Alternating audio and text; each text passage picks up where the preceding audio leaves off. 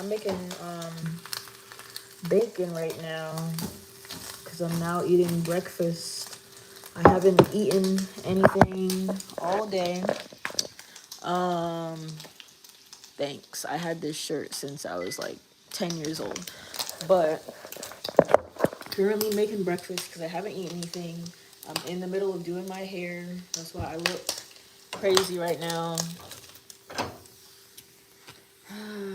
But house chore, yeah. I haven't cleaned my room in forever. I gotta do that. But right now, I'm going through some stuff right now. I'm making an omelet.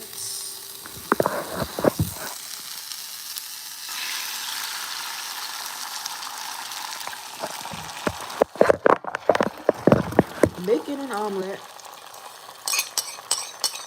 I was gonna just eat some spaghetti and meatballs or whatever, but it's only 4:30 right now, and I had spaghetti last night, so I wasn't really trying to have spaghetti again.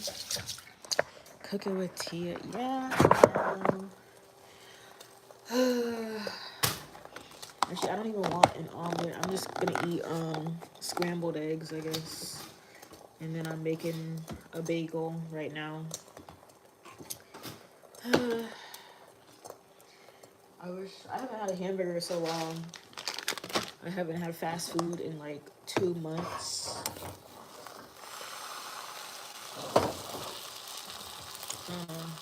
I haven't cooked in a long time either because I like meal prepped all my food.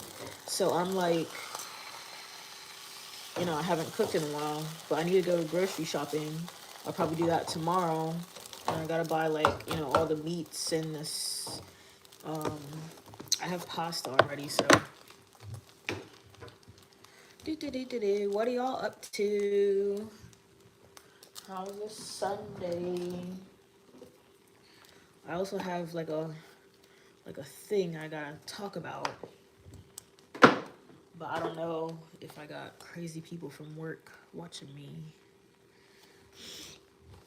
Cause it's so funny because like every time I'm on my TikTok for you page, I always get those the fortune teller people, and they're like, oh, you have somebody famous that's currently watching everything you're doing, and you're gonna be famous one day. And I'm like, oh, I mean, I hope so, but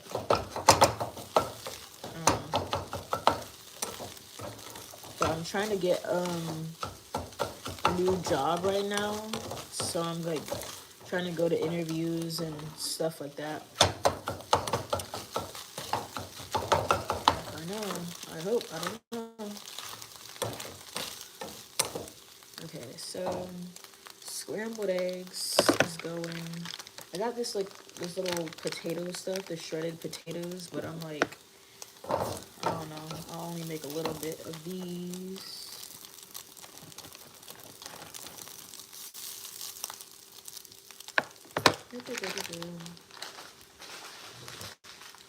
I don't know. But I had an interview and I got a new job. But at the same time, I feel like I'm low-key having like a gut feeling like I shouldn't apply to that job. And I should just I should just stay at my current shitty job. That's what I feel like. Like do you ever have like a gut feeling where you're like you shouldn't do something and it's like you could tell that your body is like warning you or something like that? That's how I feel. Cuz I went to this one job interview and it's like a fancy like school situation type thing where you have to like dress business casual, and then I was like, oh no, like that means I'm gonna have to buy new clothes for my job. And then she was saying you can't have colored hair, and I was like, oh well, fuck me then, because colored hair, is my whole personality. So she said you can only have like natural hair colors and that type of stuff. And I was just irritated because I don't know. I feel like I've always hated places that just make people change their personality, right? Because obviously, like when you work at like a fancy, like if you work at like a law firm or something, or like just some type of like office job, then it's like obviously like they're less likely to accept people who have piercings, right? Because obviously like nose piercings are really common, but obviously like sometimes they're like they're not gonna accept you if you have an eyebrow piercing, right? So um I only have a nose piercing, so she was like, "Oh, piercings are fine, but we draw the line at colorful hair." And I was like, you know, I'm like, I don't really know if I want to work at a job like that because like the job, it pays more, and it'll probably be like a different environment because it's like a whole bunch of white people working there. Um, but I'm like, I don't know. So it seems like what like what is it called, like risk and reward, and I don't know which one is higher because my current job, like the kids are really like bad and they like don't listen to me, that type of stuff. They run around the room like crazy, and then I'm not getting paid enough money to be teaching them, so I'm just gonna let them play all day. But then at the new place, they're gonna pay me more, and but then it's like I'm sacrificing like my individuality because I can't do my hair how I want, and I'll be around a bunch of white people um that probably are gonna secretly hate about me and talk about me. So it's like I just can't decide if I want to apply to this job because it's like, is $2 more an hour really worth the stress, you know? And like she basically hired me on the spot. So, and then she was like, "Oh, well, you know, you should go ahead and put your 2 weeks in now at your other job so we can hire you as soon as possible." And I was just like, you know, because why are you trying to hire me so fast? It's just really like sus. Um, yeah, okay.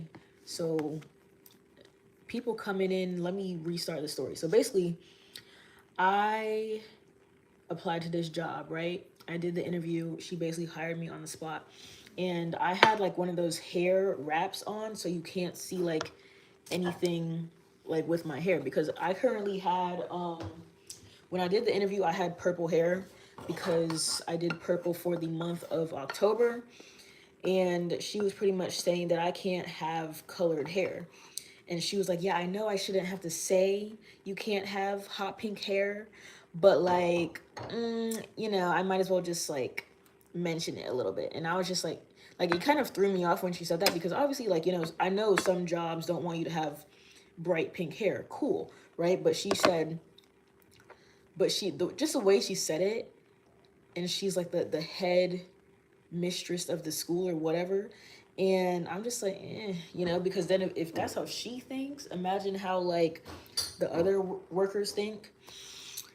Um, I know not every white person is out to get me. I'm just saying, like, I don't like working in places where they aren't really diverse, you know, because right now, currently at my current job, it's a different type of area. It's not like a black area or whatever, but it's more like there's Asian kids, there's Spanish kids, black kids, white kids, there's like all kids. And then I currently work with like all black teachers. So it makes me more comfortable when I could use like certain lingo with them and I can easily joke around. Yeah, this is about the job that I got. But like with black people, there's just more sense of like comfortability. Whereas like I grew up around white people my whole life, and then I have to like, you know, fake my personality, or, you know, you just have to appear nicer so you don't come off as like the angry black woman, stuff like that. But I'm saying like I like more diverse places are just more comfortable for me. And I feel like that's typically with like every POC or whatever. So I'm not saying I hate white people. I'm just saying like I don't want to be working in a place where there's like I'm the only black person there, you know. And then there's like no black kids in the room. I'm like, you know, I just don't really prefer that, right? Um so my current daycare, the current job is like it's just more chill, I guess. Um so it just depends. Like I'm trying to like see what I can sacrifice because right now, um right now it's like the kids are terrible. Like I only have like 10 kids in the room. Technically we have 12, and I'll probably be dealing with them by myself because we just had like 4 people quit, right? And it's, even though it's only like 10 kids by myself, I also have to do other stuff as well. And technically I'm still an assistant, so I'm only getting like assistant pay. I'm not even getting teacher pay. So for the longest time I always said, like, if something happens and my teacher leaves and I'm stuck in here by myself with these crazy kids, I'm not teaching unless you're gonna pay me the teacher money, which I think is like $2 more than I currently make, right? Because then I don't want to play like lesson plans and stuff like this when I'm not getting paid to do all that. And the kids that I have currently, they're like autistic. Like some of them are autistic. Then the other half has behavior problems. Then we only have one like normal kid, right? We have like this little boy in there who like likes to throw chairs at the wall. The other one, he like is just crazy. It's just a lot, even though there's only 10 kids, right? But the new daycare, the new place, it's just like it seems like it's more like proper, right? Where it's probably gonna be a whole bunch of like prissy, spoiled white kids, right? That's the type of energy that it's giving. And I have to wear business casual. I can't have colorful hair, right? And that's low key. I'm like, as soon as he said that, I was like, oh fuck, this job ain't for me. But at the same time, I had to think about like this economy, and it's gonna pay me $2 more just to be an assistant, and it seems more organized. They probably don't have a lot of people who quit all the time. So it just depends like which one I'm trying to deal with. Because my current job, I like the people, because the people that I hated, they all quit, right? So I like the people, but we're like severely understaffed, and I know I'm basically going to be carrying this place on my back because it's just so disorganized. But the next place is has all the other stuff, you know. You say, I don't know. Uh that's what I'm thinking. Like this, like so, like in my past, I've always been quick to like switch a job, jump ship. But the thing is, if I stay at the current place, I'm probably like she's probably gonna beg me to stay because she's been begging people to stay, but they quit, right? So she's probably gonna beg me to stay, and I'm gonna have to say like, oh, I'll only stay if you like increase my pay, because if you keep me at the assistant pay, I'm not about to be up in here like doing the lesson plans, doing all this stuff when I'm still getting paid the same, and I'm dealing with these crazy kids by myself. Because that's the thing, like even though we only have 10 kids in our class, the normal size is 20 kids, right? But we only have 10 enrolled right now. But even though we only have 10, it's like you need 2 people because we have so much autistic kids or whatever you want to call it. We have so much of them. So it's like it's just better if you have 2 teachers in the room, even if we only have like 12 kids, right?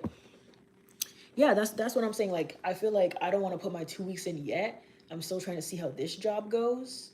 Like I would want to like, I don't know. But the thing is, I can't test out the new job until I quit the old one, because it's basically like the same hours. Um, but I'm saying like, is $2 really worth it when I'm sacrificing like changing my hair, you know, not liking the coworkers, just like I basically have to pretend to be a robot instead of showing my true personality, you know? Mm-mm. I don't know. I don't know which one I'm leaning towards. And because of like Trump's administration, how the government has all these stuff going on, right?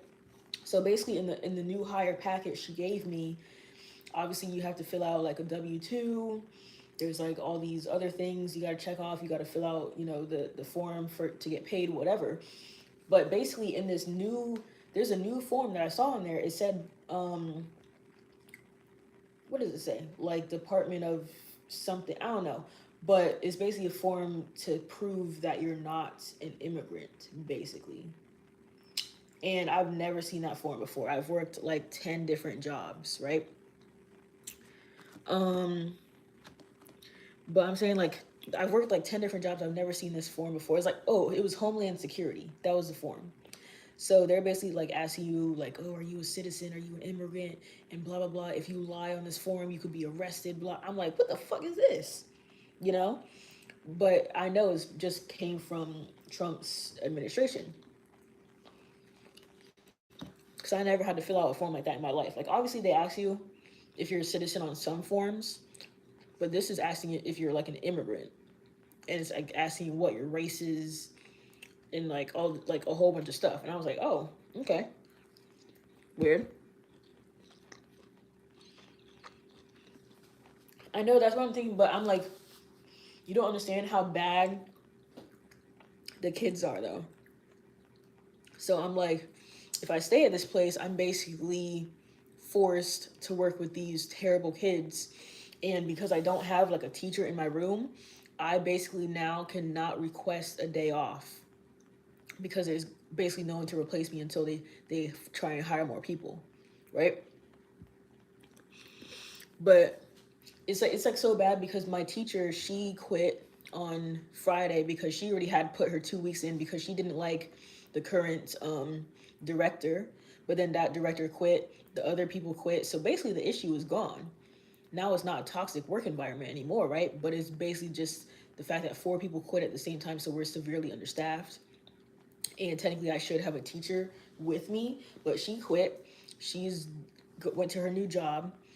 And she was the one who basically like directed the class and she led the class, whereas I'm the assistant. So I was just like sweeping the floors, setting up the activity for today, wiping the tables, doing their breakfast and the lunch, getting the food ready, putting their beds out, stuff like that, right? Like the assistant type stuff. And she has had like a really commanding voice, but I'm just convinced that kids are just scared of old people because they just don't listen to me. So I could tell them to sit down and they just like look at me and ignore me, but then she says it and then they like sit down immediately. So I'm basically losing that command of the classroom. And now, like, if I'm in there by myself, I have to deal with the crazy kids as well as doing the assistant jobs, as well as commanding the class, getting them to sit still, listen, and do all this. um you would leave, but that's what I'm saying. It like, would it be peace of mind though? Because even if I leave, it would be peace of mind, like, oh, thank God, like I'm not with that understaffed place anymore. I'm not with those badass kids anymore, like thank God. But at the same time, it's like, is it really peace of mind if I'm really thinking like, oh, like dang, and now I can't do my colorful hair anymore, which is like a big part of my personality. And um now I had to be around all these white people. I have to basically like be code switching 24/7. I can't really be myself. So I'm like, is it really a peace of mind if I'm still have to make some sacrifices, right? Because at least I'm getting $2 more. But I'm like, am I really gonna like it? So I'm thinking like, even if I tell her like, oh, I found a new job, I'm putting in my 2 weeks, I'll at least give you 2 weeks. I don't even have to do that shit, right? My last day could be Halloween, but I'm here being nice to y'all, right? Um, so I'm thinking like, what if I do end up leaving to go to this job, and then the old job rapidly hires people out of nowhere, and now they're perfectly fine. But now I'm at this new job and I hate it. And then I try to come back to the old one, and she's like, oh, well, like, we already hired people. We already replaced you by. Like, she's not going to, like, take me back. And then I'm going to be stuck in this job that I don't like. So I'm like, I don't know what to do. This is the first time where I've actually felt, like, indifferent. Like, I'm like, either way, I'm going to be, like, I don't think I'm going to be satisfied or happy, whatever.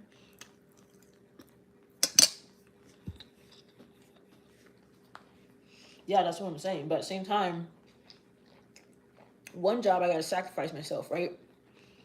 But the current job, I'm stressed out every damn day because these kids just don't listen, you know? So I'm thinking I might just like have to, like after my shift tomorrow. Well, actually, I'm off tomorrow, right? Oh, that's what I was wanting to explain. Like, this job is crazy, right? Because we had a director, she quit, and then all her little minions quit. Like, you know how you do that thing where it's like, oh, my favorite boss quits. Now I'm gonna quit too, right? Because now you actually have to do work. Because now your boss isn't letting you like sit on your ass all day on your phone doing nothing, whereas all of us are working our asses off. So that whole posse quit, right? Um, and like that girl, she was supposed to be my replacement teacher, this white girl. She was supposed to be my replacement teacher, and she was like telling me all about all these plans that they're gonna happen. She's like, oh yeah, like let me send a message out to the parents, we're gonna have a Halloween party, blah blah blah, right? Telling parents to bring in some candy and snacks. And now she's gone, she left. And then it's like her and the other girl were the only bus drivers. Now we don't have a bus driver. So Monday, tomorrow, I'm supposed to be off work, right? And I requested off like 3 weeks ago because I already knew that my teacher was gonna quit or whatever. So I was like, let me request off this Monday, and the white girl, she'll have to be in here by herself and deal with the crazy kids, and let her be stressed out for a day, right? And then Tuesday is our field trip. We're supposed to be going to a pumpkin patch, right? So if I call out tomorrow, right? And then the other girl, the last minion of the boss, she said that she would quit she on Halloween, but then she's like, "Oh, never mind, I'm quitting today," and that was on Friday. So basically, tomorrow they're gonna be fucked because I'm not gonna be there. So there's gonna be no teacher for my room because my teacher just quit. So no one's gonna be in there. And then in preschool room, she just quit too. So you're gonna have no teacher for that room too. That's how bad it is. So you basically have a room full of 20 kids, two rooms, 20 kids total, that are gonna have nowhere to go because there are no teachers. Um, like that's how bad it is, right? And then Tuesday we have our field trip. We don't have a bus driver. So the director is gonna have to be the bus driver. She's the only one that knows how to drive the bus. And the other people can't get trained to drive the bus because there's no one to train them. So we're gonna be fucked Monday and Tuesday. And then after that, I'm basically just gonna be struggling by myself because it is a lot to do being only one person in the room. Even if I do only have 10 kids, it's still a lot of work. So I'll still be stressed out. Even if I put in my 2 weeks and I'm like happy to go to the other job, like I still have to basically suffer here for 2 weeks. That's how bad it is, you know? So I feel like either way I go, I'm gonna be suffering. But at least if I stay at this job, I'm dealing with, what is it called? Dealing with like the devil that you already know. Like I already know how to do certain things. I already know these kids. Maybe I can try to get them to listen. Maybe I can bribe them with candy every day, even if that means I have to go to the damn store, spend a whole bunch of money on candy, you know? Like maybe I could do it. And then I'll just tell her like, no, if you don't want me to leave, just give me a raise and then I'll stay. And at least if I'm, yeah. So at least if I'm dealing with the devil I know, I would have, I'm doing it for like at least $2 more. I'm gonna tell her, be like, yeah, like the other job is paying me $16. Like, are you gonna match that? And then I'll stay, right? Because then she doesn't have to train somebody else for my room. Because what's most likely gonna happen is that they hire people and then she's gonna basically promote me to the teacher and then have the other girl come in there and be the assistant, and then I have to train her, basically. You know, and then everything will probably be fine because at least there'll be two people in there. I'm just saying I just don't want to be dealing with these crazy kids by myself. But at least I already, you know. I'm eating scrambled eggs and a bagel and bacon for breakfast at 5 o'clock. That's what I'm thinking, but I can't really like demand that much more because I know she's gonna be like, ew. Like at that point, she might as well just hire some fresh meat off the street and then pay them the bare minimum, right? But at the same time, you're right. Like they're struggling so bad to the point where they're paying us $500. Like if we refer a friend, like if we tell our friends to apply, they're like, okay, we'll give you $500. Like after they work 30 days, you'll get the $500, right?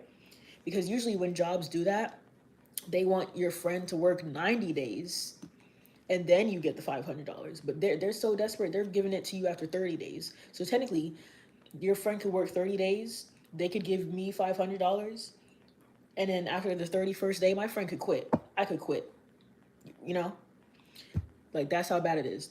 And then they also did another thing to where they are gonna charge people for not calling out. So basically, like if you work from now until Christmas without calling out, then they'll give you an extra $640 on Christmas, I guess. I don't know. It's like a Christmas bonus, basically, in your paycheck, right? That's how bad it is. Or if you call out for one day, then you get like $600. If you call out for 2 days, you get five. You know, like each day is $40. I don't know what it is, right?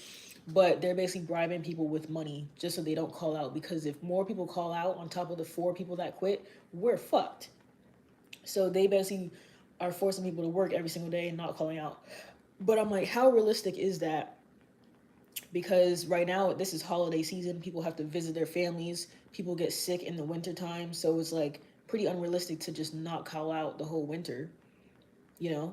But I'm sure like by December they'll probably have hired more people. um yeah, and that's what I'm saying.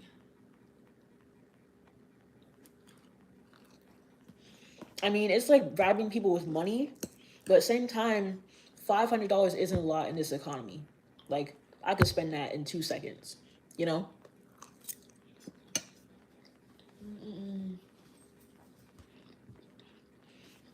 I don't know.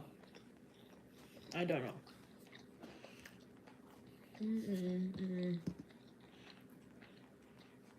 So that's why I'm like really trying to debate on what to do.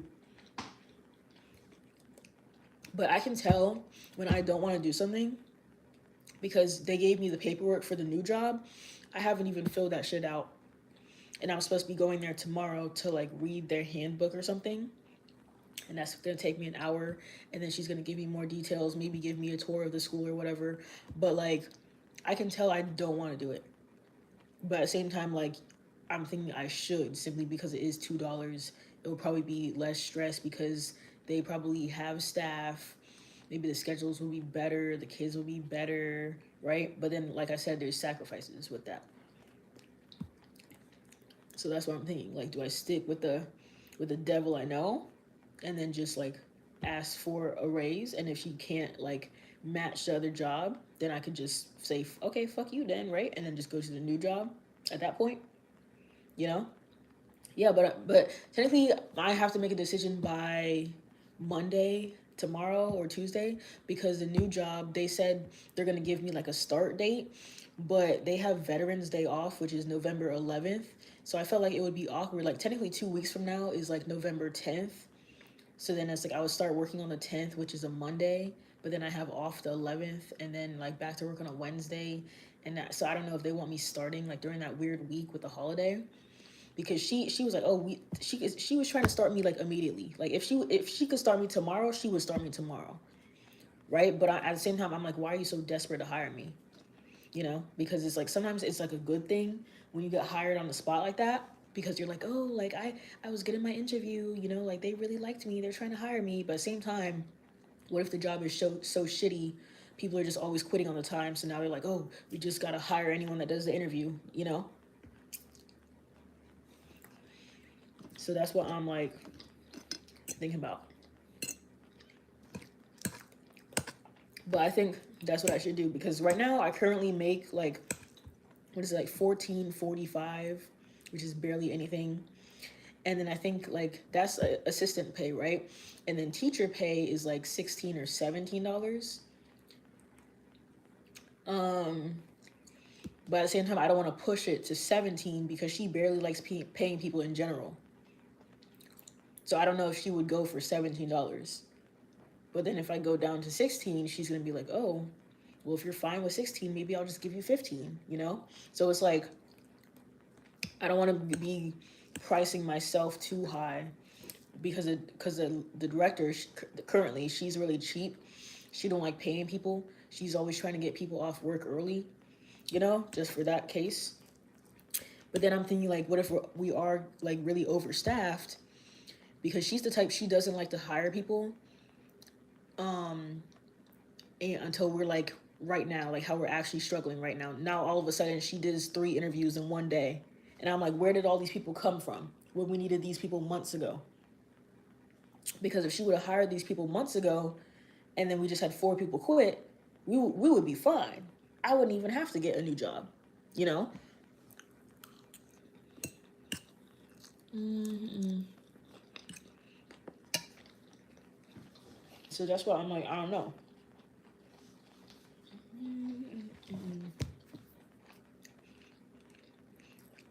Because technically, even if like I tell her, I'm like, okay, well, you got to match the other job, pay me $16, $17, whatever. And even if she does agree to that better pay, then it's like I still have to be in there struggling with those badass kids who don't listen and making the lesson plans, being coming up with crafts to do every single day, right?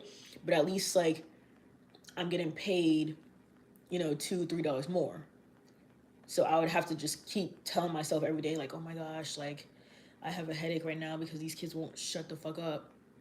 But at least, $3 every paycheck, So it's like, because when I'm telling you these kids are bad, they're bad. And the parents don't do anything about it. So it's not going to get any better overnight.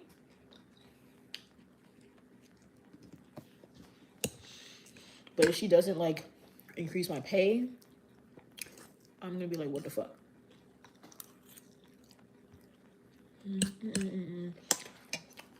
Because the thing that's terrible is that she did 2 interviews the other day. But if she hires these people, that technically it's still going to take at least 2 more weeks for them to get here, right? And then I'm going to leave, I would leave after 2 weeks and then no one could train the new people. And then she would basically throw the new people into the rooms with the bad kids and then they would quit immediately. That's how it usually works. Like this place barely keeps people for a long time just because the kids are so bad and nothing is being done about it.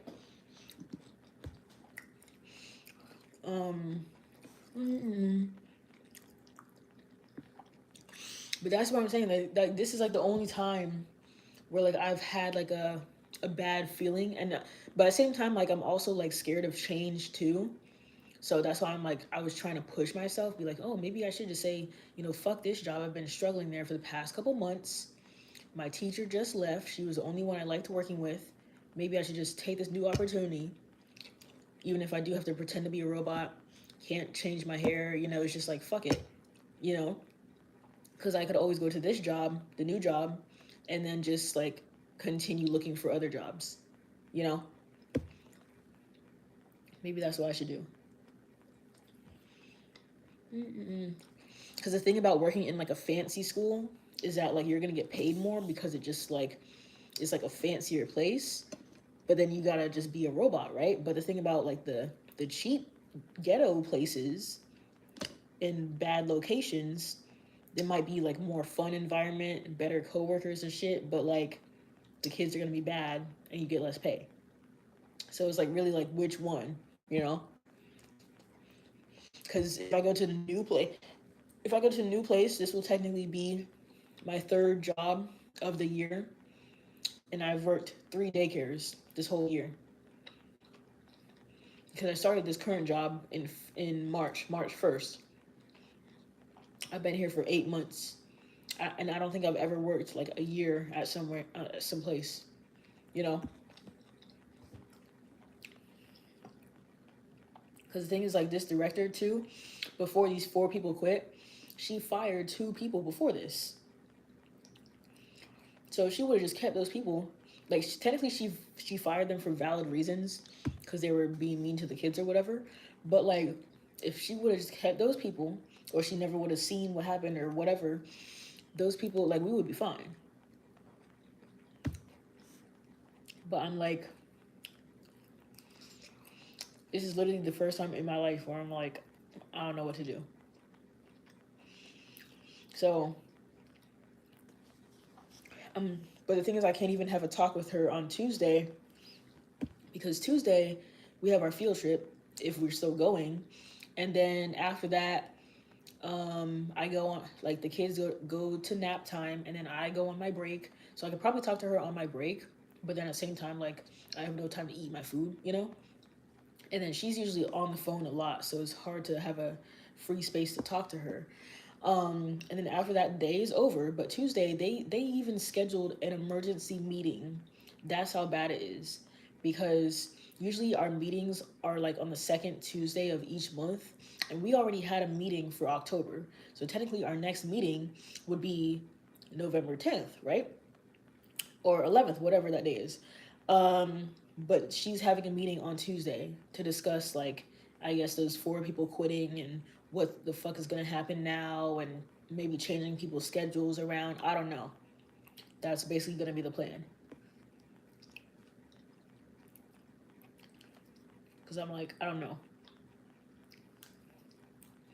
And it would be good if I could just go part time, because then I would only have to deal with the nonsense, like in the afternoon, like only work the afternoons or only work the mornings or whatever.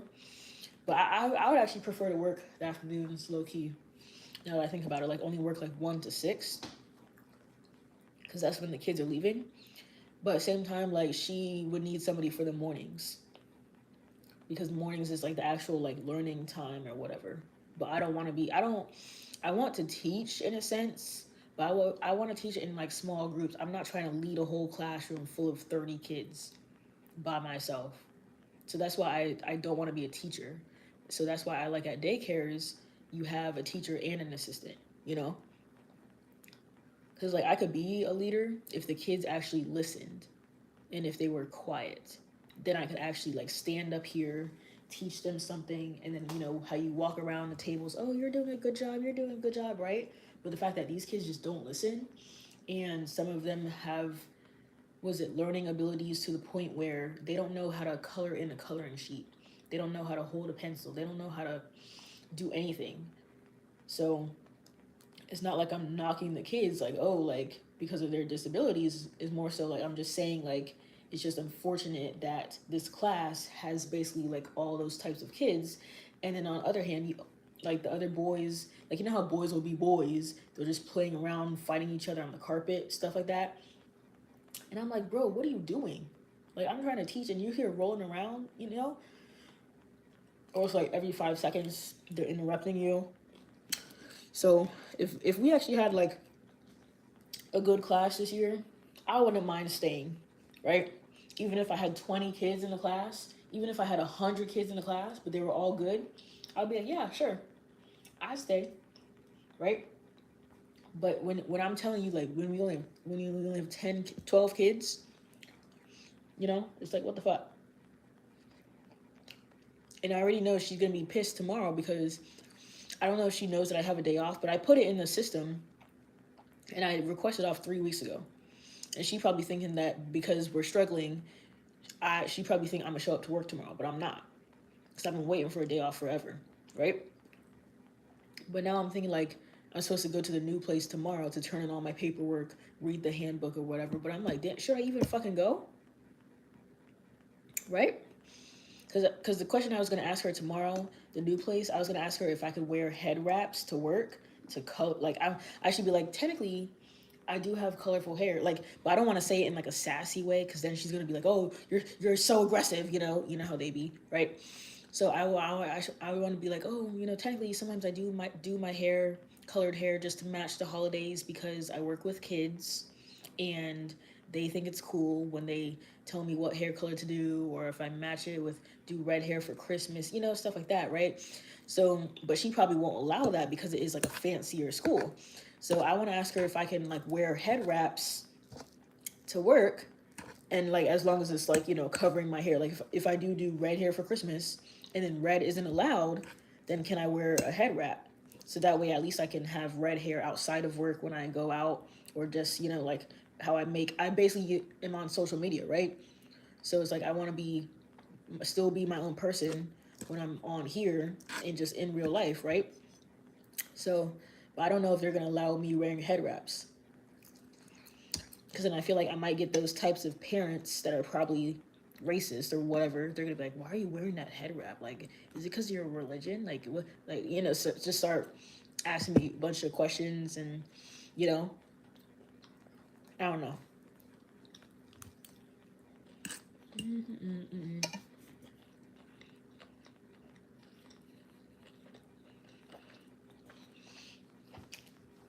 Yeah, that's what I was gonna do. I was gonna just um, like initially, like every time I request days off, I always have stuff to do now because I think like a couple of weeks ago I requested a day off from this daycare, and I ended up having to like do something else because tomorrow I took off so I could have like a content day and just like make YouTube videos, whatever. Because like I had my camera now or whatever, so I could actually take pictures, stuff like that, right?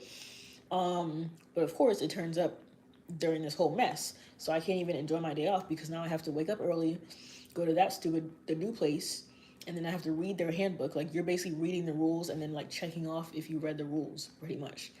Um, and then I lost my social security card. Don't know where it is. It's in my room somewhere. So I have to order a new card, but I can show them my passport. But still, um, but yeah, that's what I was gonna do. I was gonna go tomorrow, read the handbook, answer the questions, ask the questions, and then just like not even like looking at her answers on it, but I want to see like her facial reactions to it. Because what if I like the energy that she was giving, like I don't want to say she's like racist or just one of those white people, whatever, but it's the type of energy where it's like she's probably hired me because she thinks that I'm like a well-spoken black person. I'm not ghetto like that, like that was the type of vibe I was getting, where she's like, oh, maybe we do need some diversity, like I would if I'm just a diversity hired.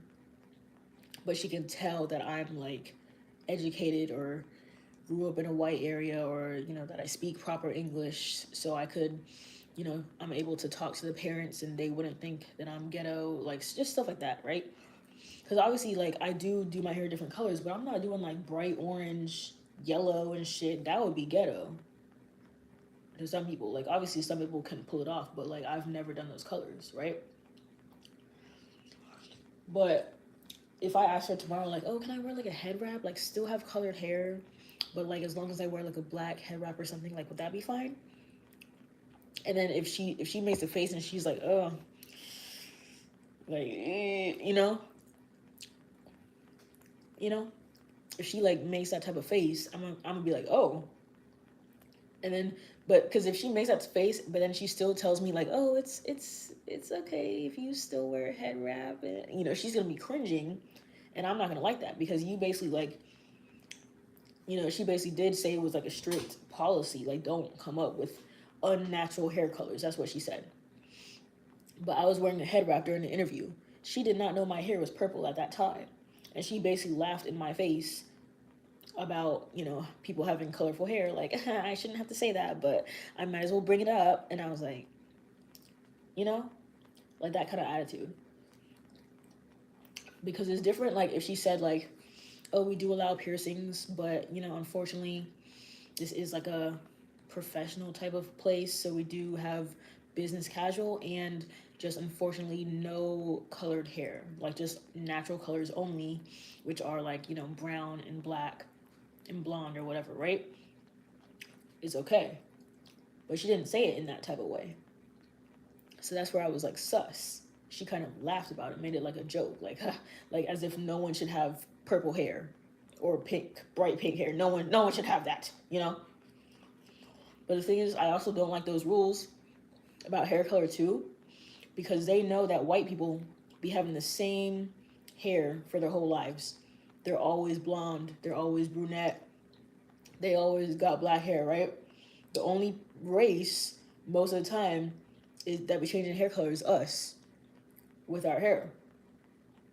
And then obviously I know white people will be dyeing their hair red and pink and shit, but like those are those aren't really like the majority of white people, you know? So that's what I'm saying. Like, I just feel like I'm gonna be like that token black person where it's like I go to that job, everyone's gonna like secretly hate me, talk shit talk shit about me behind my back. Um, you know, I feel like it's gonna feel like high school, like where the white girls are bullying me.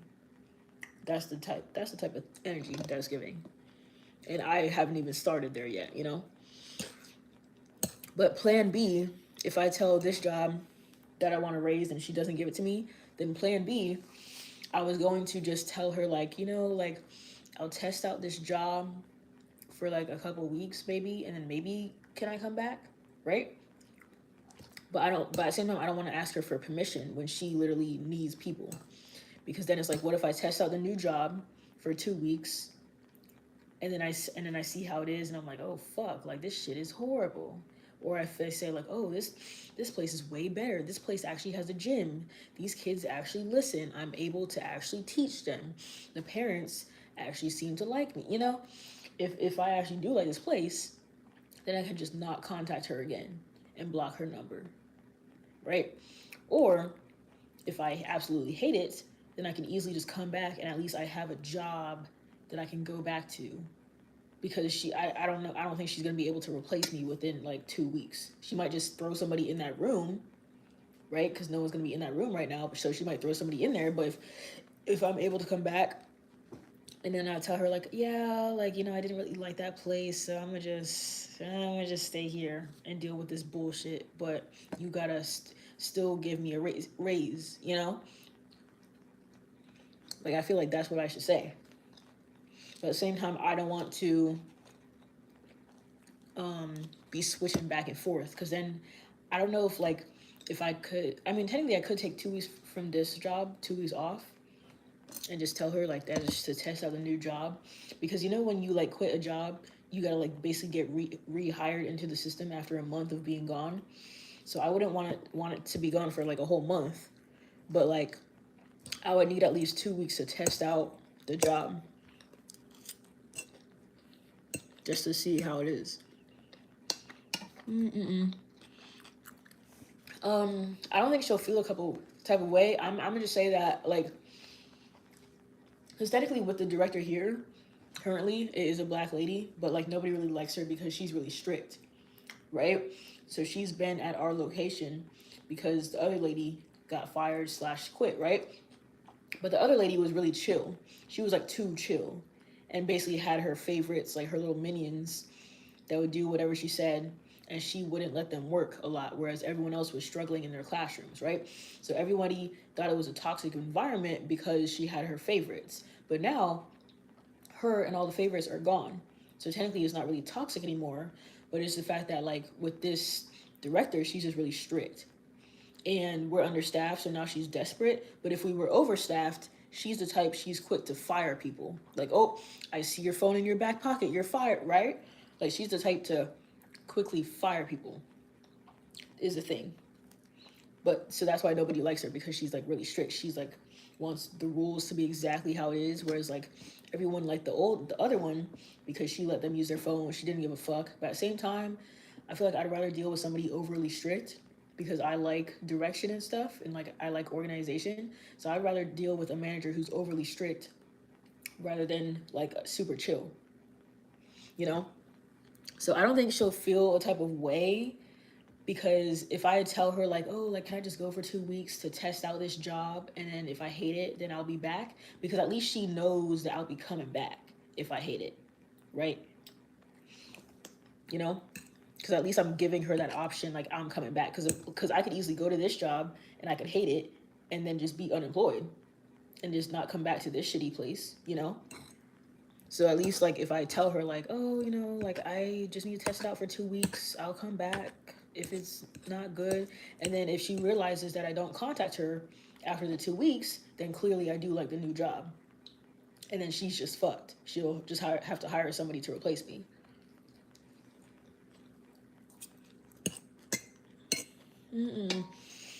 So I don't think she'll feel the type of way, but she'll just be like screwed, because she's already stressed out because the 4 people are gone, like I said. And it's mostly the fact that like some parents keep asking like, where are these 4 people? And I'm like, I don't fucking know. Like, what do I say? Because I don't want to tell the job's business like, oh, all these people quit. This place is probably gonna be shut down. We don't got no one ready to be hired. It's a mess, right?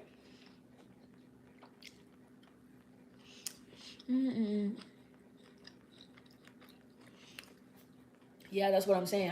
That's what I'm thinking. Like, I'm thinking like if I do leave for 2 weeks, test out the job, and I hate it, and now I want to come back, she's gonna be like, oh well, now you can't get that raise. You gotta stay at the other pay. But I feel like she'll still be desperate enough in 2 weeks to the fact that like she will give me the raise. That's how bad it is. Like, or at least like if not $2, then at least $1 more. But at the same time, like, will $1 more be worth it? But either way, regardless of which job I'm at, I'm still gonna be looking for another job. Like, I got like a job offer on Indeed to be like a behavior technician, which is basically like working with autistic kids. Because I guess a lot of this generation is really autistic. I don't know why, but I got a job offer for that, and that's like $24 an hour. But for that job, you have to be able to drive to these people's houses, I guess, and then I guess you work one on one with the autistic kid, and you're there with them for like 1 or 2 hours, just talking about behavior issues and getting to know the kid, or maybe like teaching the kid one on one, stuff like that. But with that job, I really don't want to work with autistic kids because we have the two in our class that I told you about. The one that it's bad, but he definitely has something going on there. But he throws chairs when he gets frustrated. He starts throwing the chairs, throwing the books, literally at me and the kids, right? So, and then the other one who's like obsessed with me, he keeps calling my name every 5 seconds, right? So I have been able to deal with them one on one. But the thing is, like, I feel like with those type of jobs, some of those kids is just like really bad, and that's why it does pay $25 an hour. You know, because sometimes you gotta think like I'm not even qualified technically to be a behavior technician. Like I haven't gone to school for education. I don't have any like psychology degrees or anything, but they offer me the job. So clearly they're just looking for somebody who has like some type of teaching experience or working with kids. But I'm like, you got to question these jobs that are willing to pay you $25 an hour, because you got to think like, what do they want me to do for this money? Because places aren't just willing to just hand out this money.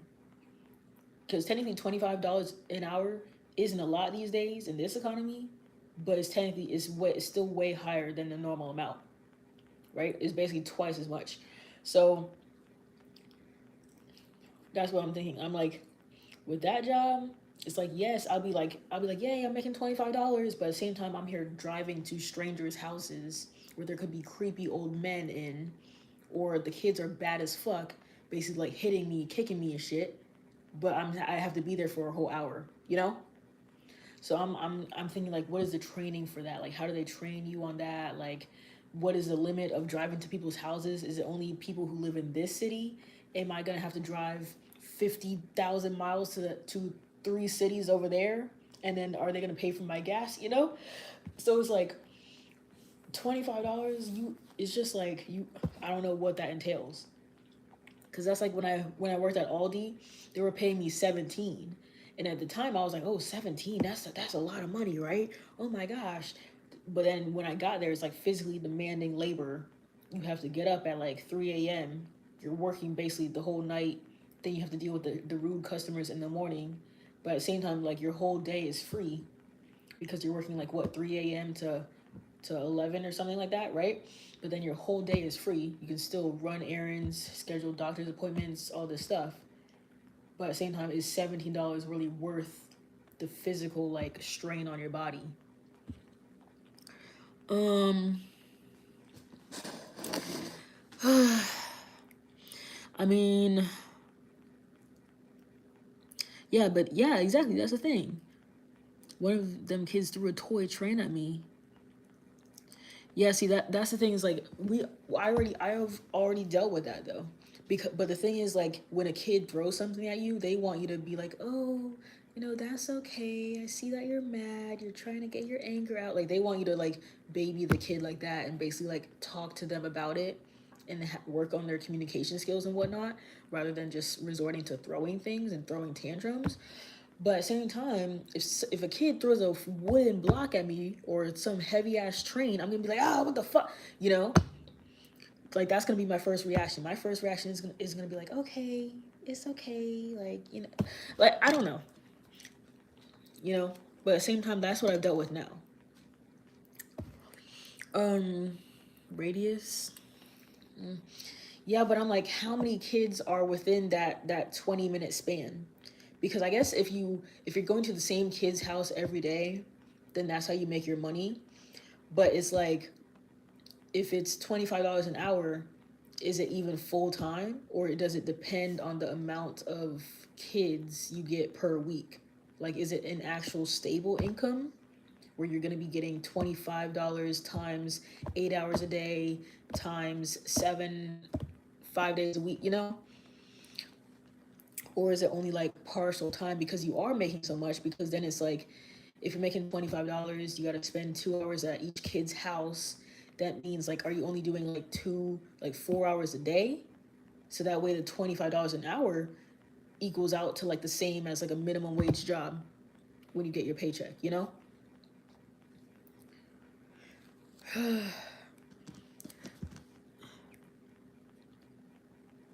that's what I'm saying. Like, with all these the autistic kids in my class right now, the parents tend to baby them.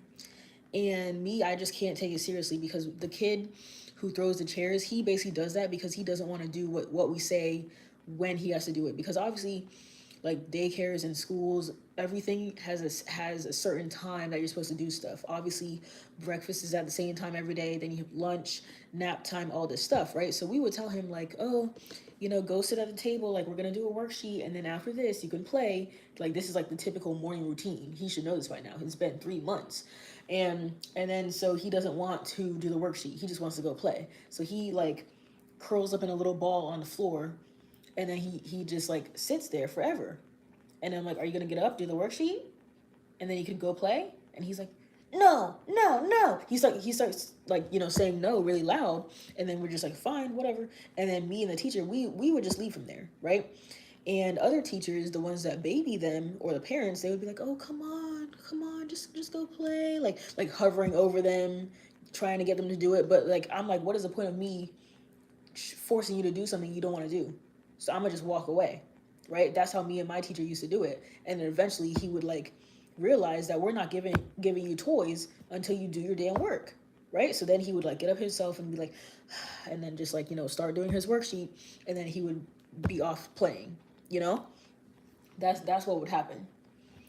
But the other teachers, they baby the kids like that, and then you wonder why your kid throws tantrums and doesn't listen to you, because the mom, she literally carries him in here. The boy is almost 6 years old. She's carrying him in here, and he's already on medication and stuff like that. And then, like, there's one time where, what did I tell him? He said, like, he didn't want to have breakfast, so he just, like, sat in his little ball on the floor. Then I'm like, are you gonna eat breakfast? He's like, no. And then he was in his little ball, but then he keeps, like, scooting towards the table. And then breakfast is over, because I'm looking at the clock. It's 8:50. Time for me to clean the tables. The teacher is getting ready to start circle time or whatever. So I get the spray. I start wiping the tables. And then he realized that he missed breakfast. I throw all the food away. I take the cart back to the kitchen. He realized, like, oh, like, I missed breakfast, right? But he told me 20 times he did not want breakfast. So why am I gonna force you to eat the food? Why am I gonna lift you up into the chair and you're gonna push the food away? No, I'm not doing that. So then I clean the tables and everything. Then he's like, eh. Then he was in his little ball. Then he scoots back over to his cubby or whatever. And then he starts throwing his backpack. He starts throwing his water bottle. He starts throwing other kids' stuff. And I'm like, this is all because you didn't sit down at the table to eat breakfast. That was on you, bro. Like, I told you this 20 times to go sit down. You didn't want it. Okay, I threw it away. And now you mad that you couldn't eat breakfast, right? So he starts throwing the fit, and then he starts, like, pushing the tables out the way, kicking the chairs.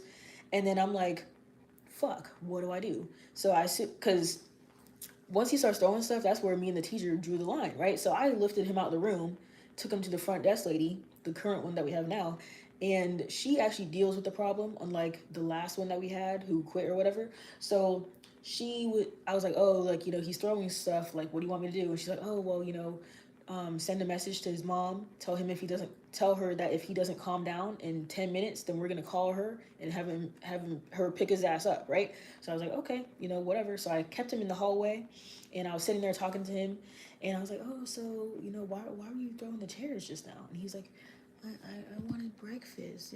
I'm like, okay, well, I told you to sit down, but you never came to the table. And he was like, yeah, I know, but sometimes it just takes me a while. And I was like, does it take you a while, or do you just want to do things on your own timing? And he was like, sometimes I just don't feel like getting up right away. Like he's a really good communicator, but when he doesn't get what he wants, he just goes full send, right? So I'm there talking to him, and I'm calming him down. I'm like, okay, well, are if I take you back in there, are you gonna fix the tables and pick up all the stuff that you threw? And then he's like, yeah. And I'm like, yeah. And then you're gonna do your worksheet, right?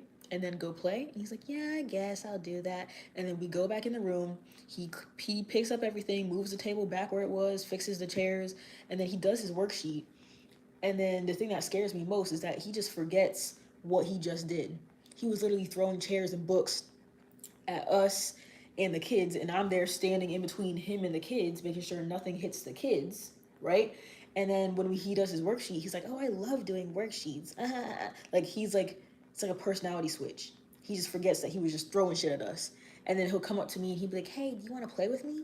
And I'm like, "Did you forget you just threw a chair at me?" And then he does like that, and then he walks away, right? Because he's mad I didn't play with him. But at the same time, I'm like, why the fuck would I play with you if you just threw shit at me? You're here throwing heavy stuff at the kids, and I'm trying to save their lives, right? But he forgets that that just happened. So that's what scares me about him. It's not the fact that he throws chairs and shit, because you're not even strong enough to throw a chair that far, right? But it's the fact that he forgets how he just acted. But the thing is, with that one-on-one thing, that is one-on-one communication, but we cannot just stop the whole class to sit next to him, calm him down, and then have him pick up the stuff while the other kids are here waiting for instructions, waiting for like instructions on what to do, waiting to go play, whatever, right? We can't just stop the whole class. And if that's the case, like the fact that I had to lift him out into the hallway, like imagine if we did have 20 kids running around in there. I basically have to take one kid out, and then I would have to leave my teacher alone with 19 kids by herself, when that's technically like against ratio, you know? So it's like we can't just be stopping the whole class to do that. So I feel like those types of kids should not be in a school setting. Like they need a one-on-one type of person 24/7, right? Um but no, the mom, he does go to therapy like once a week or something, and he's already on medication. He's been kicked out of 3 other daycares for the same reason, I guess. And I keep telling him, I'm like, it's probably bad for me to say, but I'm like, if you keep acting like this, they're gonna kick you out. Like the last daycare, do you want that to happen? And he's like, no. Then I'm like, okay, then stop throwing the chairs. You know, that's how I be talking to him, and he understands because he's capable of understanding and communicating. He just don't want to fucking listen. You know. But the parents, like, we had to bring her in when the director was here. She called his mom one day because he was throwing the chairs, and then she had to put him on a behavior plan, and she was crying. She was like, I just don't know what to do. He's already on medication. His dad is away in the military. He doesn't listen to me. You know, he hits me at home. Like I just started a new job, and now I have to come here and pick him up. She was already going through it. But the thing is, she's saying that he hits her, right? And I'm like, damn, is this how white people parent their kids? I don't know. Because I feel like I cannot recall black kids acting like that. Mm-hmm. But the thing is, he just turned 5 years old. So technically, that is old enough for him to be in kindergarten. So it's like, technically, this year he should have been in kindergarten. But she chose to try and bring him to another daycare. But I'm thinking it's because she knows that if she sent him to public school instead, he would have been kicked out immediately. So I feel like she's trying to prolong the process of him, it's like babying him, putting him in a daycare, you know. But the thing is, like, he would be kicked out of public school immediately, right? And then we also have like a program where like the older kids come to our school too, like the like after school program or whatever. So if he was out there with those older kids, he would not survive, because the fact that like he thinks that he can throw chairs in here or like hit the kids or whatever is because all these kids are smaller than him. So it's like he thinks he can do all this shit, right? But if the second he gets around older kids, nah, bro. Like that's what this other teacher would say too. Like we have a whole bunch of kids in our class who like to like pinch people, or tackle people or whatever, like the, you know how the boys be playing and stuff like that. So she keeps telling him, she's like, oh, wait till you get to kindergarten. Those kids are gonna be bigger than you, stronger than you. They're gonna knock you right over. They're gonna knock some sense into you. And me personally, I was like, dang, like why is she telling them this? Like, kindergarten is basically like a whole year away for them, right? But at the same time, is the truth. And we have had that happen too, because the last class that we had, some of the kids come back for after school care, and the kids are completely different people. Because my I call her my daughter, this little black girl. She was like my favorite, whatever. So she still comes back to like pick up her siblings, and she used to be so talkative in our class to the point where it would be so damn annoying, right? And she used to be like a follower, follow all these kids, follow, you know, just be so damn loud all the time. But now that she's into went to kindergarten, and now she comes back to pick up her brothers, she is so quiet. She barely talked to me. She's just really quiet. It's like kindergarten changed her, or maybe she's just so tired from school that she's just quiet now. She barely talks. I'm like, what is wrong with you? You're a whole new person, right? And then there's this little boy. He used to be like running around crazy, super energetic, pushing people, and he also came back a really quiet person. But then you have the other one. I call him my son because he's so cute. And when he first got into our class, he was only with us for like 2 months. He was so shy, quiet, didn't have any friends. Now he went off to kindergarten and he came back loud as hell. And now he's magically an extrovert. So it's like kindergarten be changing these people. Once the kids realize that you can't do whatever you want at daycare, and you go into the big school with the big kids there too, they be turning into whole new people. So I'm thinking like she probably didn't take him to public school because she knows he's gonna try some shit against a bigger kid, and then the big kid is gonna beat his ass, or he's gonna do something terrible, and then get sent to the principal's office, or like multiple, and then get kicked out of public school. And it's 10 times worse when you get kicked out of public school because that, I guess, it stays on your record, and then it's hard for you to get into other public schools, right? Because they have like all the zoning and stuff like that. But yeah, it's like these parents literally don't know what to do. But for me personally, like I know black people, they parent their kids like in a harsher way, which is bad. But my teacher was telling me, she's like, oh yeah, my kid threatened to hit me one time. Like my daughter challenged me when she was a teenager one time, and I lifted her up the ground, and I threw her against the wall, and I was like, don't you ever do that again. Don't you ever say that to me again, right? And then her daughter became a completely changed person, and now the daughter suddenly respects the parent. But at the same time, you shouldn't have to get physical with kids. But sometimes it comes down to that if your kid is literally like trying to hit you, trying to be violent at school and everything like that, right? Um, but yeah, so it's like I'm just like every time I see these kids, like him specifically, it's just like scares me because it reminds me of like in 20 years, is he gonna be a school shooter, or is he gonna stab someone on the street and then just forget he did it?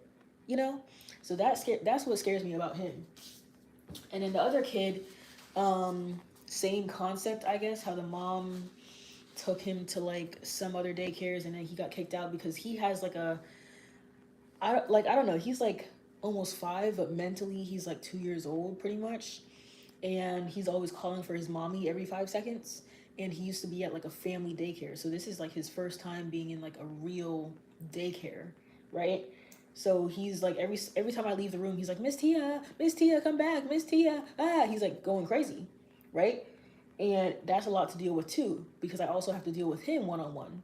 So usually it would be like my teacher controlling the class, and then me sitting in the corner with him, not doing anything, like just trying to keep him quiet because he's always interrupting and stuff. And then he follows me around all day, or he follows the teacher around, or he always asks where his mommy is, stuff like that, right? So that's like a whole nother thing.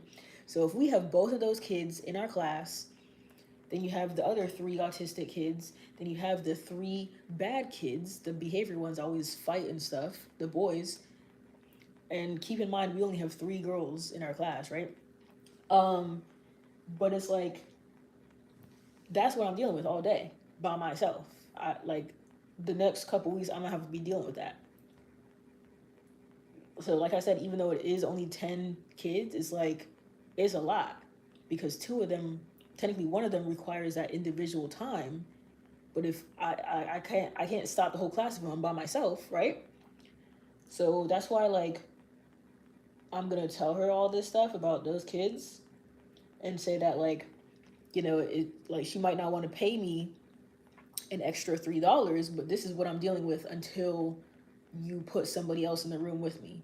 Cause I could say like, oh, pay me fucking $17 right now, or I'm out the door right now. I don't even have to give you 2 weeks. I could leave right now, right? And then she'll probably be like, oh fuck, she'll be screwed. So it just really depends because we have a girl that works there too. She's about to take like a 2 week vacation somewhere. So that's another person we're like losing for a little bit, you know? But realistically, this job would be fine if I could only work part time. Like if I could come in at 1 o'clock, work till 6, I feel like I could deal with it. Like deal with these bad kids for like technically it's not even like a whole 5 hours either. Because nap time is like until 2:30, and then the kids start leaving after 3 o'clock. So it's like I would have to deal with them only for like 2 hours or so. So I could do part time, but the thing is part time doesn't pay the bills. And she would rather need people for the morning rather than the afternoon. So even if I worked part time for the morning, which would probably be like seven to like 1 or 7 to 2 or something, like whatever 6 hours is, she it would be okay. But the thing is, the morning is where like everything happens, like all the field trips and like the fire drills and like stuff like that. And that's what's going to be the worst experience is whenever we have a fire drill for this month too of November. That's gonna be bad too because you have to basically watch all 12 kids by yourself because I'm gonna be by myself. Then I have to take them all outside. They're not gonna be listening. I'm gonna have to like do it old school and make them hold hands at this point because I can't hold everybody's hand. Like that's how bad the class is. Like their hands need to be held. Um,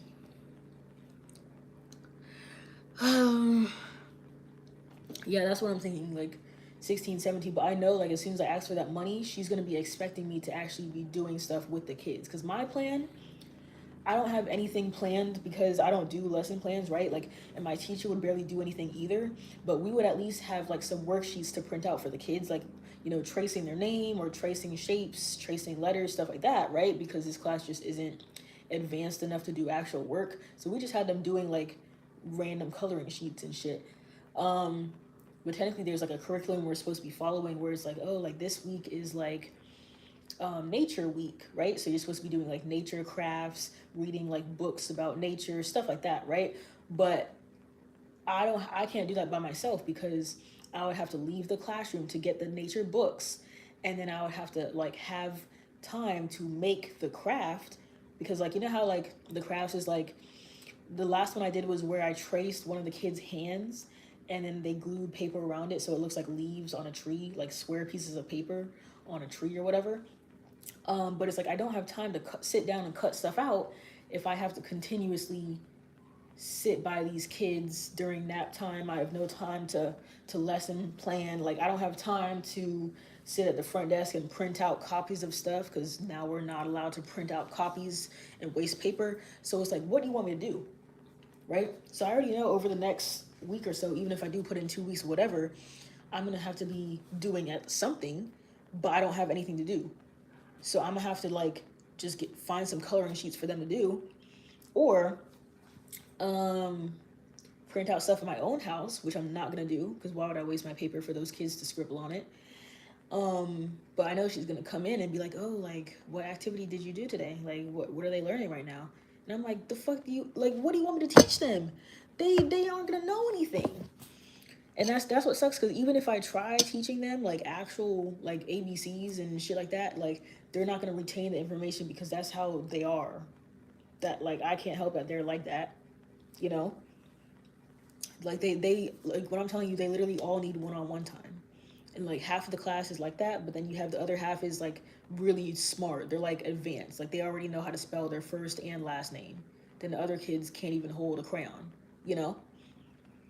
But then if I print out like two different activities, like she's gonna walk in and be like, why the fuck are they doing coloring sheets, but then this class is doing multiplication, you know, this side of the class, what the fuck, you know. um but yeah, they're just like extremely short staffed. But the fear that I have is that I'm gonna put in my 2 weeks, whatever, and then I'm gonna go to the next job and then I'm gonna hate it. But then I try to come back and she already hired people, and now it's like a magically good environment. Like everything is perfect. All the coworkers get along with everyone. She hires like another director that has like a middle ground that's like not too strict like her, but then not too like chill like the other lady. You have like a middle ground director, and then everything is perfect like the second I leave. That's what I'm gonna be pissed about. Um, because I feel like that always happens. Like you try to leave for like months and months, because originally I was gonna leave like 5 months ago at this point, right? Because it was just terrible. You can see the favoritism. I like it was to the point where the director wasn't even talking to me because she could tell that I didn't like her. Because when I don't like somebody, I can't look them straight in the eye. Like I just can't take you seriously, and I don't want to listen to anything you're saying. Like I'll be cordial with you because we're at work, but I don't like you, right? So I feel like she could sense that type of vibe, so she just stopped talking to me. Like that's the type of director she was. Like she can't even be cordial with people. She would just have her favorites and whatnot. But I'm like, they planned this. I'm pretty sure this whole like quitting at the same time. Like I know they planned it because I already knew this was gonna happen, regardless if she got fired or she quit. I already knew her little minions were gonna quit the same time that she left because they don't want to do actual work. So in reality, they'll probably all take over another daycare eventually and just make a whole nother toxic environment. But it's just interesting because they were like all white women too, so like all of them quit at the same time because two of them were in school, and then the director was like a white lady too, so she left. But then one of the other minion in their group is a black woman, and I feel like she didn't quit probably because she doesn't have a job lined up. But her last day, she said her last day was Friday. So because she keeps saying like, oh, my boyfriend say I don't even have to work, blah blah blah, and she was about to be out for maternity leave anyways, so it didn't really matter that she quit or whatever. But it's just like interesting, you know. And then like the parents are wondering like, oh, like where's the director, I haven't seen her in a while. And I was like, she's out right now. They're like, oh, where's the other girl, I haven't seen her either. I'm like, she's out right now. Like I just have a like I'm just like I'm like, what the fuck do I tell the parents, you know? Because even though like my teacher quit on Friday, and we asked the director, we're like, oh, should we tell the parents, like should we send a message out that she's leaving? And she was like, no, don't tell anybody. And I was like, bitch, like you don't want to tell people that my teacher is leaving? But at the same time, like I guess it's understandable because you don't want the parents to know that like everybody's quitting. But at the same time, the end of the day, the parents didn't really talk to my teacher anyways. She was more so just there to like control the class because she only worked part-time. So I was only working with her from like 7 to 2 because she left at 2. And then pretty much the afternoon you just like fend for yourself or whatever. But the parents didn't really talk to her because she left at 2 o'clock. So if anything, I'm the one that was mostly talking to the parents because I'm there in the mornings and I'm there when they leave because I literally work the whole day. And that's what I also don't like about it as well, because I wish I had a teacher that worked the whole day. But it seems like everybody there works part-time. But I don't get how all these people are able to just quit in college, because I feel like if I was in college and I had like a job, I feel like my parents would be pissed if I just randomly quit my job. Because there's this other girl, she wasn't part of like the posse or anything, but she just hasn't shown up for the past week, and she hasn't really like called out or anything. She hasn't called out, but she just hasn't shown up. So technically, like, you're fired. Like, why would you even bother coming back, right? Because on a normal day, the director would fire her. But I feel like if she comes back tomorrow, the director is going to be like, oh, thank God you came back, blah, blah, blah, right? But then as soon as we get fully staffed, she would probably be the first one that the director fired, simply because she hasn't been here for this week. Like the director is the type of person where she will remember that the girl didn't come in for a whole week, and as soon as we get fully staffed, you're fired. You know, like that's how she operates.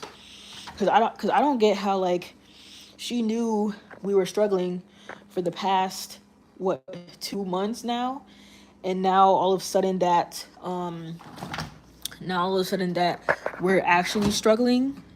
Now you all of a sudden have 5 interviews in the same day, you know? Because and I'm like that's perfect timing too, because like I said, if I put my 2 weeks in, that's like November 10th, and then it pretty much takes a new person like 2 weeks to get hired because they probably had to put 2 weeks in at their job, and then you have to go through a background check too, and then obviously do your paperwork. So it's like they got to do all that. So it's like it's literally perfect timing that the new people would end up starting probably the same day that I leave, you know? So that's what I'm like considering telling her, like can she just give me 2 weeks to test out this job, and then like if not, like I'll be back, and you don't have to pay me like the $640 for not calling out or whatever. But I just need an assistant in there with me, like, and promote me to the teacher as well. Give me $2 extra, promote me, give me an assistant, and then I'll fucking stay. That's how bad this class is. And I feel like she knows I'm not exaggerating, because she already knows that I have to deal with the little boy, the one who keeps calling my name, and she knows I have to deal with the one who throws the chairs. Because the way that they do things here is like the ratio for the teachers is 1 to 10. So technically, like for every 10 kids, you need to have a teacher in the room. So usually the way it is like they would have like 20 kids in the room, and then there would be 2 teachers, right? But this year we're low on enrollment. So each class has pretty much had like 10, 12 kids this year. So right now we have 12, but if I have to be in there by myself, technically I can't be in there with 12.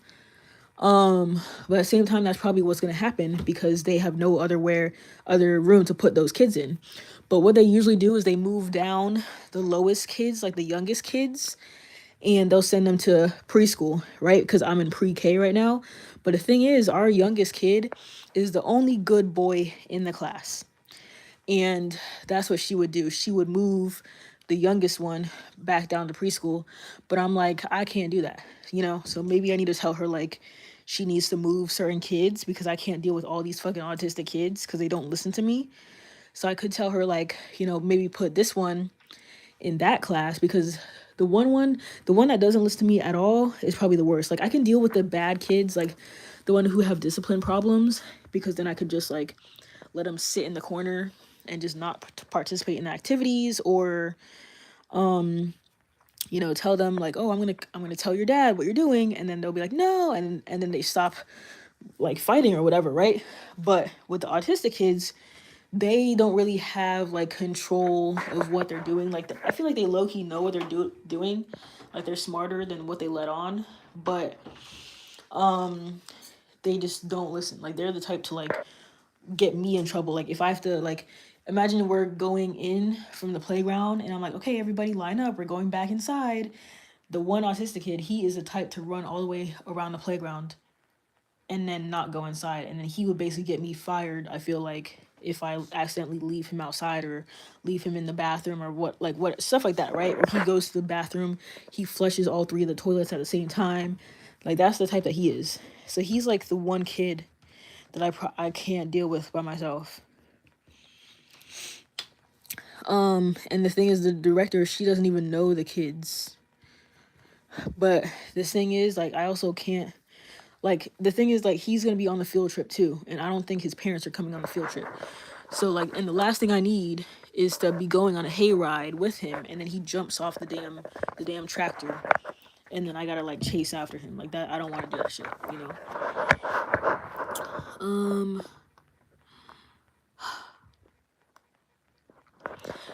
That's I don't know.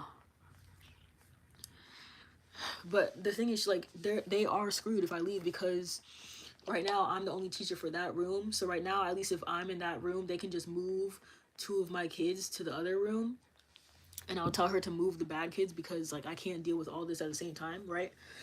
So that's the thing, right? So I'll at least have 10.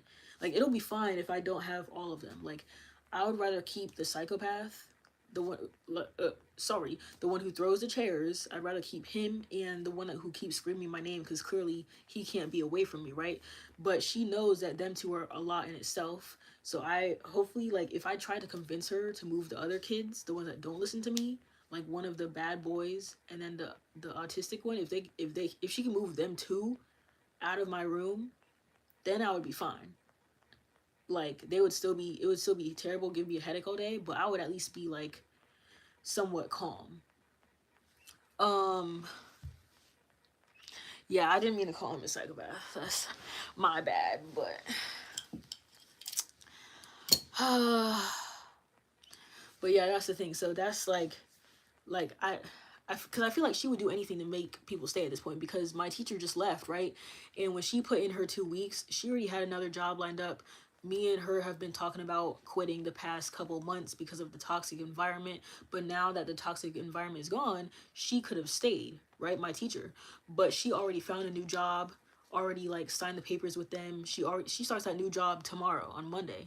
And her reason for leaving was that the drive was too far because she lives like 2 cities away, so she has been driving here every day like 45 minutes to work, right? So that's what she put in her 2 weeks notice, like, oh, I'm sorry, this is my letter of resignation, like the drive is too far, whatever. So basically, like, her last day was Friday, and she said the director literally like told her, she was had a conversation with her, and she was like, oh, like, do you think you can stay another week or so, like we'll pay for your Uber. And apparently, like, I guess the director talked to like the higher ups, and they said that they would pay for my teacher's Ubers to get to work because she complained about the drive being too far and her car is like just unreliable, whatever, because it broke down on the highway before, right? So they would pay for her Ubers, and when I tell you, those Ubers would probably be $50 there and back, but they're willing to do that for at least another week. So I'm thinking, like, what if they start the new hire like November 3rd, that Monday after Halloween, right? Maybe that's when the new hire comes in. But maybe she can't, right? Maybe that's why they wanted my teacher to stay another week. But the thing is, my teacher already had another job lined up, but the director didn't know that. They just thought that she was gonna quit and then just retire and just stay at home because she just didn't want to drive that far to work. I gotta I gotta finish my hair. It's already 6 o'clock. But that's what I'm telling you. That's why, like, I just don't want to go to the place to the new daycare tomorrow. Um, because technically I can go there anytime because she said I need to come to read the handbook and then turn those forms in. But that's a lot of forms, and I low-key don't want to fill them out. I'm getting like bad vibes. Um, but like I said, it's the only place I got going for me right now. Um, because I want to be an assistant, not a teacher. Like, obviously, like, there's a whole bunch of teacher positions open all over the place.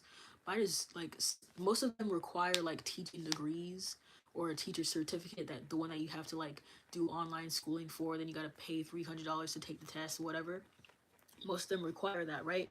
But in this case, if I tell her to promote me to teacher and give me teacher pay, then that's another thing that I can put on my resume, like, oh, I was actually a teacher.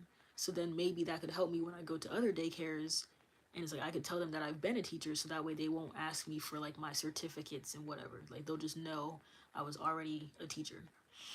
Yeah, this is a lot on my plate, right?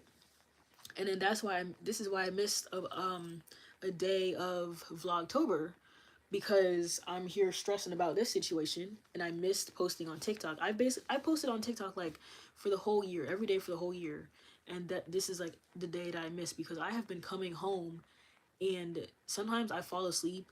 It'll be like 9 o'clock. I fall asleep, but if I fall asleep too early, then I wake up at like 2 a.m. and then I still have to wake up for work at 6 a.m. So I'm like, what the fuck? So then I just end up going back to sleep. But recently, I have been staying up.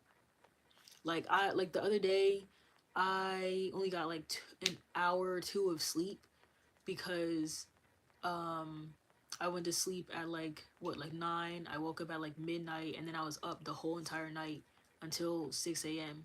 and I was still late for work because I didn't want to get out of bed. Like I was just like, what the fuck? So then it's like, I'm worried about this job situation. I'm worried about the economy. I'm worried about my social media stuff. I'm worried about my dating life. I'm worried about moving out the house. Worried about paying bills. You know, like what the fuck? So I'm just like extremely stressed out right now. That's why I have like a bunch of breakouts on my face right now. And like, for like, you know how I told you about my hair situation, how they don't allow colorful hair. Technically, like this is was be considered colorful, but technically ginger is like a normal color. Not obviously not on black people, but to, you know. But I'm doing my hair this color because I'm doing a Queen of Hearts costume. But ideally, Queen of Hearts has like orangish hair. So I had orange hair, and I was gonna mix it a little bit so it wasn't too bright. So I bought like this burgundy hair. But now I'm like, what the fuck am I doing? Because, you know, the job just said I can't have colorful hair. So why am I here putting color in my damn hair? You know? And then for wig season, I was gonna wear wigs like December, January, February, whatever. And I bought a whole bunch of colorful wigs. Because even at the first daycare I worked at, like last year, they allowed colorful wigs. Well, technically, I don't even know, because now that I'm thinking back, they didn't say anything about colored hair in that interview. But at the same time, that was like an academy bougie type place. And then I did wear colorful wigs, and they were like, oh, like that's cool. Or like, you know, they liked my colorful hair, my braids and stuff. But now that I think about it, this daycare, this is like the first place that said like straight up front, like, oh, no colorful hair, you know? So clearly they have had to tell people that, because I don't know if maybe somebody started working there with normal hair, and then maybe afterwards they dyed their hair pink or blue or whatever and red, you know? But I'm like, what the fuck?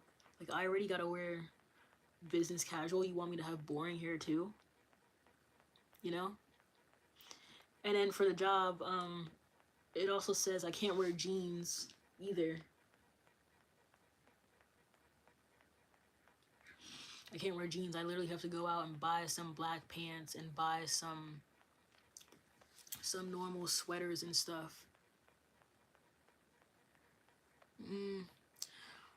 It'd be okay. Um, yeah, but the thing is, I don't want to do natural colors though. Like, this wouldn't be a problem if I only did black braids for my whole life. But I'm a colorful person. I already have like 2 whole bins of colorful hair that I haven't used yet. And I was just thinking, like, what if I do all black hair, but then like the back row, it's like a little bit of like green, or like, you know, just a little bit of a different color. They would probably still hate that too, because she said no colorful hair, and here I am. I have like 2 braids in the back with color. You know, she would probably hate that too.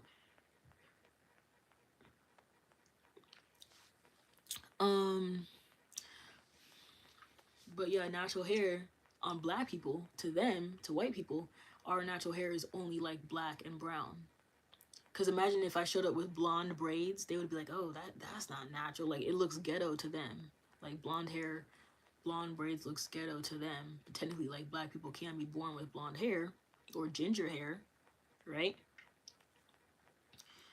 So it's like, for my hair, it's kind of like ginger-ish. Like, I mixed some orange in there, some red, but I put like some black in there to like offset it a little bit. So now it kind of looks like Thanksgiving colors, like fall colors, because I'm gonna keep this for all of November anyways. But it messed me up because I was originally gonna do like red, like black roots and then like red ends for my Queen of Hearts costume. So this low-key just like fucked up my whole costume, because I didn't want to do bright red braids and then go in there on Monday to sign the papers, and she's gonna be like, oh, like your hair's red, you know.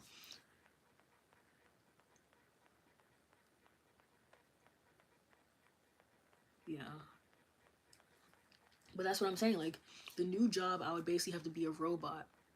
But then the kids would probably be better, stuff like that, right? But then the old job, my current job, it's like I can be however I want to be. Like I can walk around with my depressed, resting bitch face, and no one gives a fuck because they think I'm like a quiet person. They're like, oh, that's just her, whatever. They're not gonna judge me or anything. I don't have to walk around and be like, oh, hey, how are you? How are you today? Ha ha ha. Yeah, I don't have to pretend about with my current job, but then I'm dealing with these badass kids.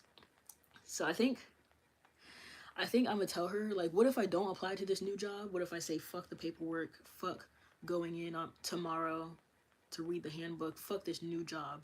I say fuck them, right?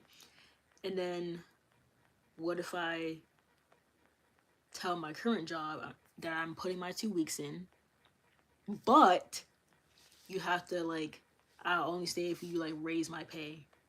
But then imagine if I don't have another job set up, right? And then I'm just like bluffing, is what you call it. Like, what if I'm just bluffing to her? Like, I'm like, I'm gonna have to put my 2 weeks in because I cannot do this by myself.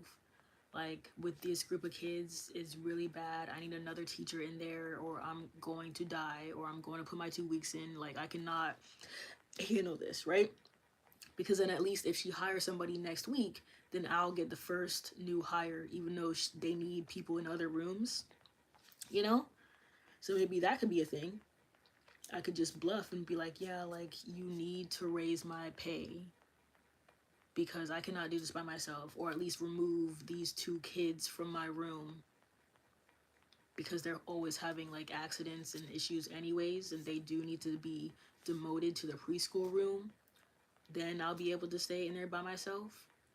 But I need like teacher pay too because I'm literally about to put my 2 weeks in. Like, I feel like I should just keep saying that just to scare her,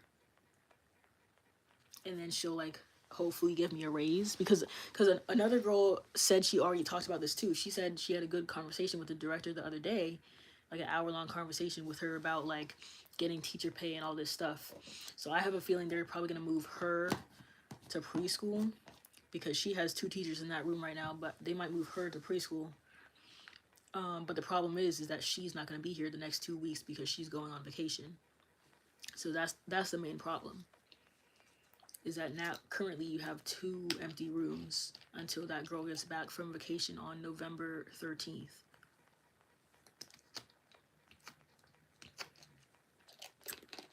So, and November is one of the worst months too because we do like the after school program with the older kids.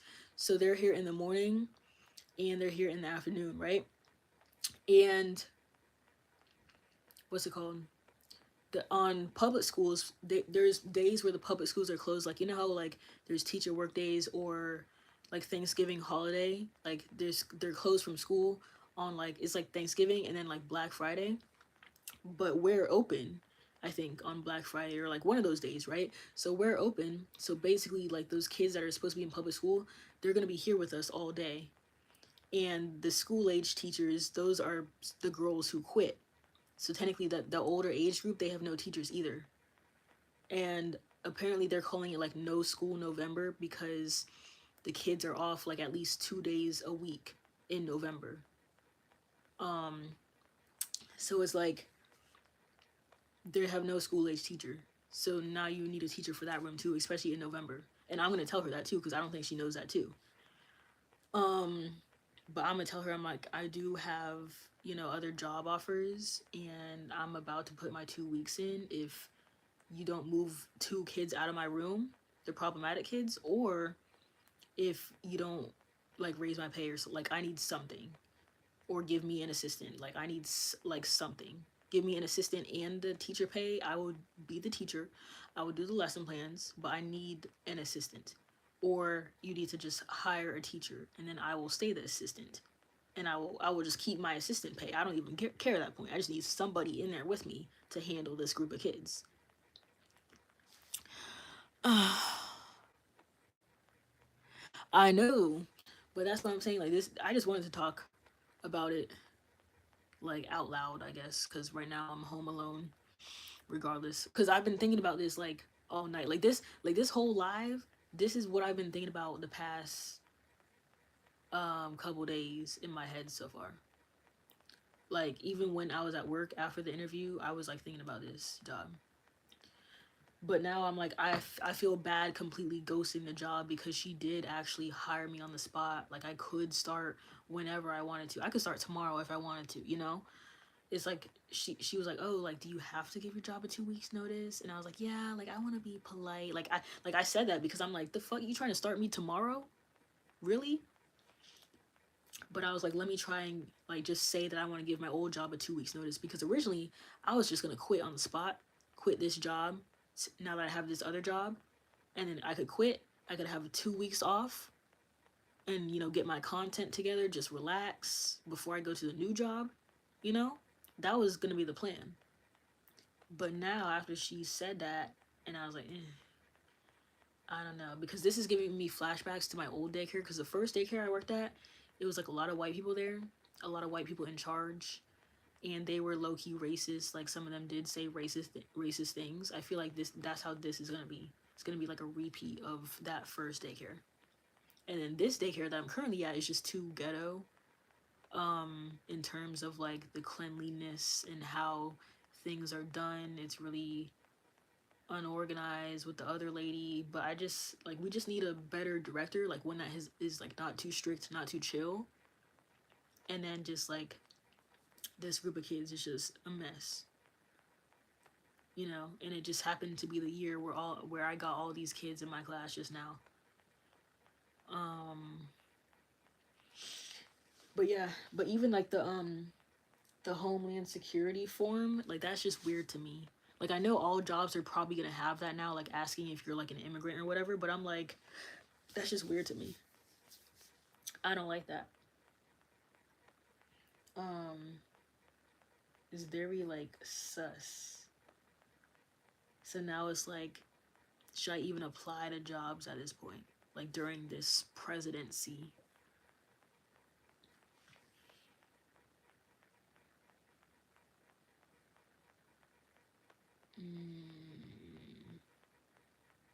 Because imagine, like, with this presidency, I could stay here like the next 4 years.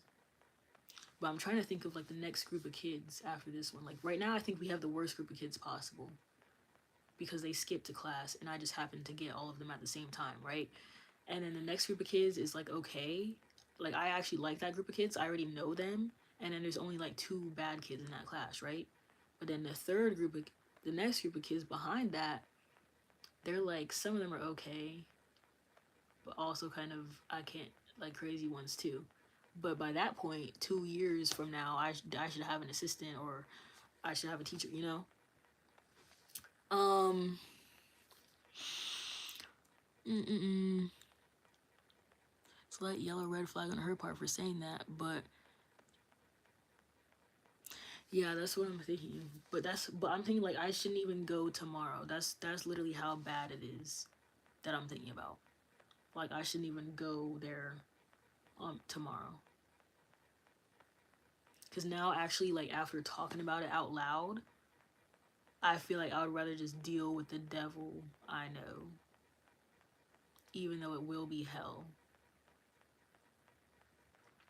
Like, I thought it was bad before, it's about to be extremely bad. I was already coming home with a headache every day, even with my teacher there with me to control the class. But I'm still like, bluff, I guess. Be like, yeah, I have so many job offers right now, like, I can leave literally tomorrow if things do not change.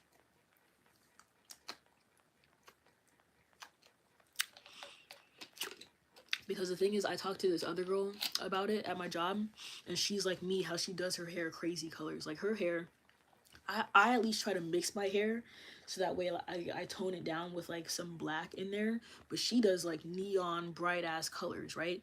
And she also has like an eyebrow piercing, nose piercing, septum piercing. I think she has a lip piercing or something. So this place pretty much just hires anyone, don't matter what the fuck you look like, obviously. But I feel like maybe you can't just have like a tattoo on your face, right?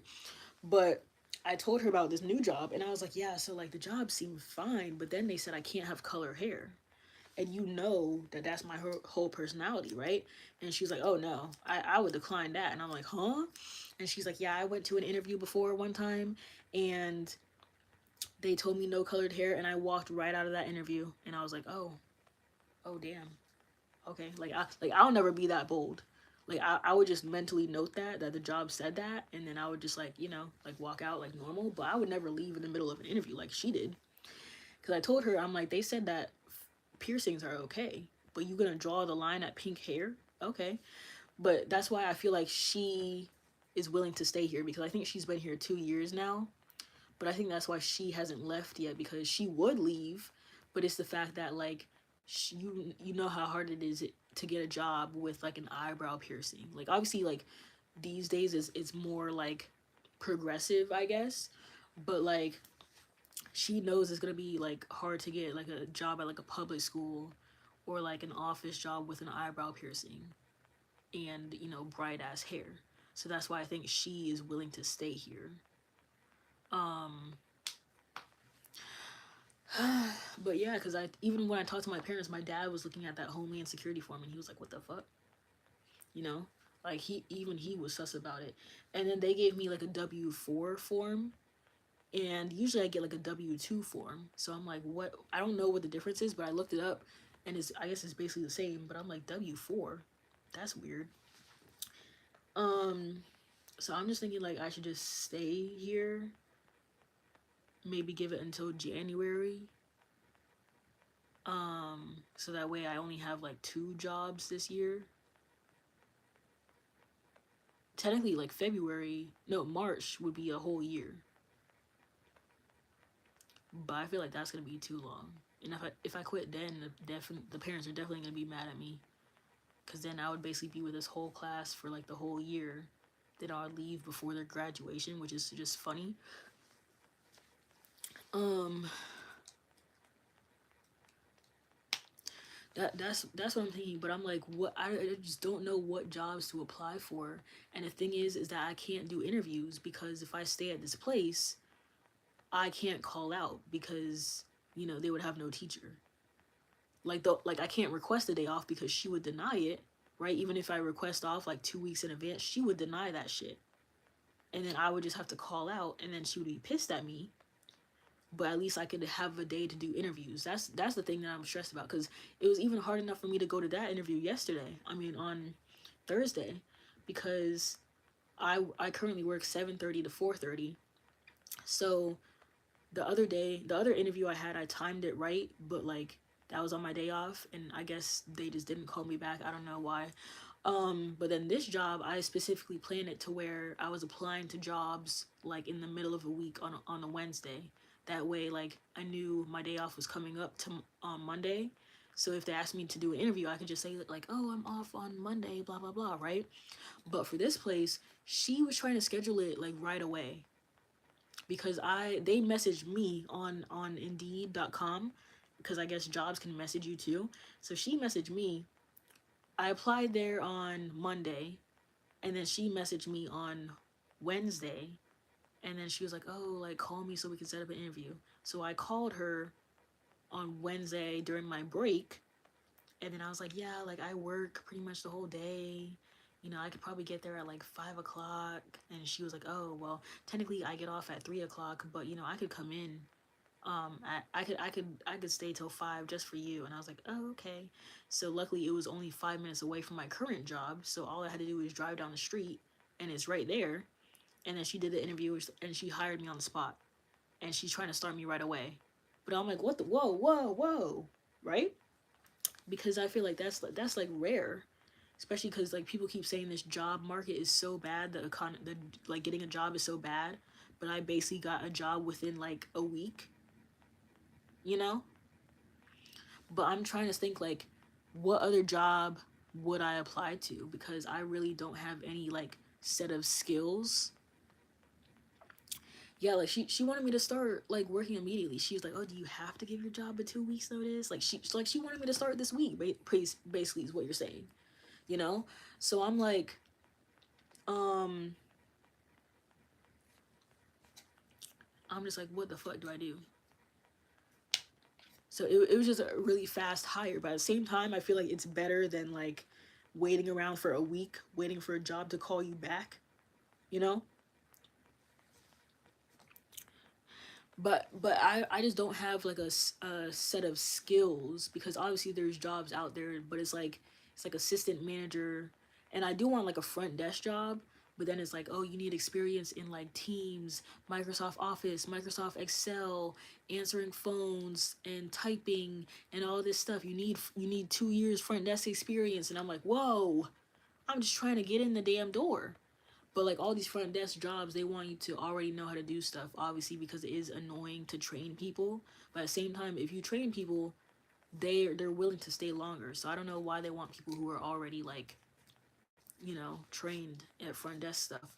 But like I just don't know what else to apply for besides daycares, and I'm still waiting for response from the public school system.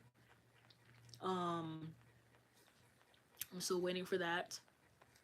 And then even like the school system, I don't even really want to work in the school system because of all the school shootings. And now I'm here worried about, oh no, I'm gonna fucking die and I gotta sacrifice my life to protect these kids, so that's now I don't want to work in the school system for real. But at least the daycare, like, oh, hopefully school shooters don't target the daycare. So either way is bad, but I just don't know what else to do. And then obviously, like, when you work an office job, you do have to probably do have to wear normal hair color, do have to wear business casual, but at least I'll probably be making like, $5 more than what I'm making now. So it's like I'm willing to sacrifice my hair color for like $5 more, but like $2 more, I don't know. Um, yeah, like they want um computer experts and like people who already know how to do stuff, but I don't even know how to type fast on the computer. Like I'm trying to find like a typing game that I can download on my laptop or something, but there aren't even good ones of those, because it's like, I guess as an adult who owns a laptop, you should already know how to type, I guess. But I took keyboarding when I was in 10th grade, but other than that, I don't know how to type fast. And you see, even my hair is still halfway done. I should have been done with my hair by now if I have to do shit tomorrow. But I don't like, I'm procrastinating on doing my hair because I don't want to go to the place tomorrow. That's a sign.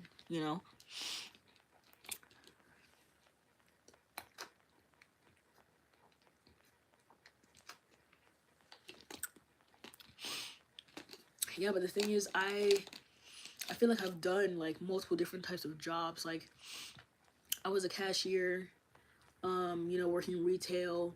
I worked at Aldi, which is like a grocery store. You're doing like physical labor, and I learned how to drive a damn forklift, and I never thought I would do something like that, right?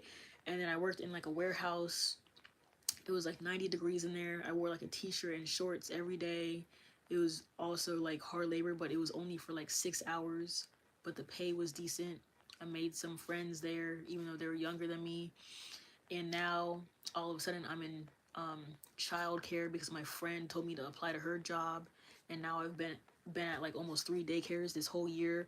So I'm like, I've kind of been all over the place, but the only thing I haven't done so far is work at a desk job, because technically, like at the warehouse, they had like another separate company where I had to like sit at the desk, and I was manning the computer, and I was like replying to emails. I was like setting up like, people would like rent out kayaks and stuff for like the beach and stuff like that, or like they have like this big van where we're supposed to like drive bikes to the people's beach houses. So I've worked technically at a front desk, like, and selling shirts and stuff for the company, but I wasn't really like an expert. Like I was only doing that like for like 2 3 months, so I don't really know how to type really fast, or like the specific way to you're supposed to answer emails, like the formal way how to do it, or like how people do like Zoom meetings for their office and stuff like that. Like I have done that, but so that's like so like front desk work is technically the only thing I haven't done. like where you work at like a dentist office or like a doctor's office, and you're like, oh hi, how are you checking in? I'll get you checked in, you know, like I need to see 2 forms of ID and your insurance, and you know, like I've never done that. Like I know I could do it, but I would need to be trained. But it's like nowhere is willing to train you. They just want you to know how to do it. Especially they're gonna look at me and they're gonna be like, oh, like you're 27 and you don't know how to like type. You don't know how to like properly send emails. You don't know how to answer phones. What the fuck? You know? So I'm probably gonna have to like end up watching YouTube videos on like how to do like Microsoft Excel and like Teams, I guess is what they call it. Just like certain stuff like that. And then like just keep trying to do YouTube and TikTok or whatever and make money. Cause that's ideally what I want to do, is to just be able to be at home, do my hair however I want, wake up whatever time I want, post one video, make $1,000 from that video, you know? Like that's ideally the life I want.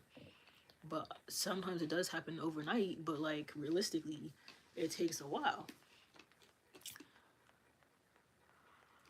Yeah. I haven't been to New York in years. But yeah, that's what I want to do, because it's really funny because my dentist office had an opening, and the girl I work with the girl I went to high school with, I'm pretty sure her dad owns it. I'm pretty sure her dad is like a dentist there, but I don't know her like that to like try and find her social media and be like, oh, can you tell your dad to hire me? Like I don't know her like that. Like I did know her, but it's been like 10 years. But I think I was gonna apply there, but then it said like you need dental office knowledge. Like you need to know like the specific words for like, you know, teeth, like the tooth replacement and like all these like orthodontic words and stuff like that. It said you needed to know that in the qualifications, and I was like, I don't fucking know that shit. You know, I thought this was just a front desk position. You know, um, and then what else? And then the same thing for like my doctor's office had an opening for like the front desk. So like when I actually went to the doctor a couple weeks ago, I was paying attention to what she was doing. Like, you know, you just have to be polite with people and just like ask them for their insurance and the card, but then you have to know like what to do on the computer. You know, you need to know what to say to the old people who are coming in there.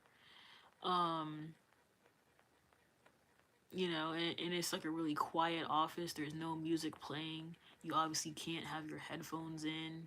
It's like a professional environment type shit. You gotta wear like scrubs and a little name tag.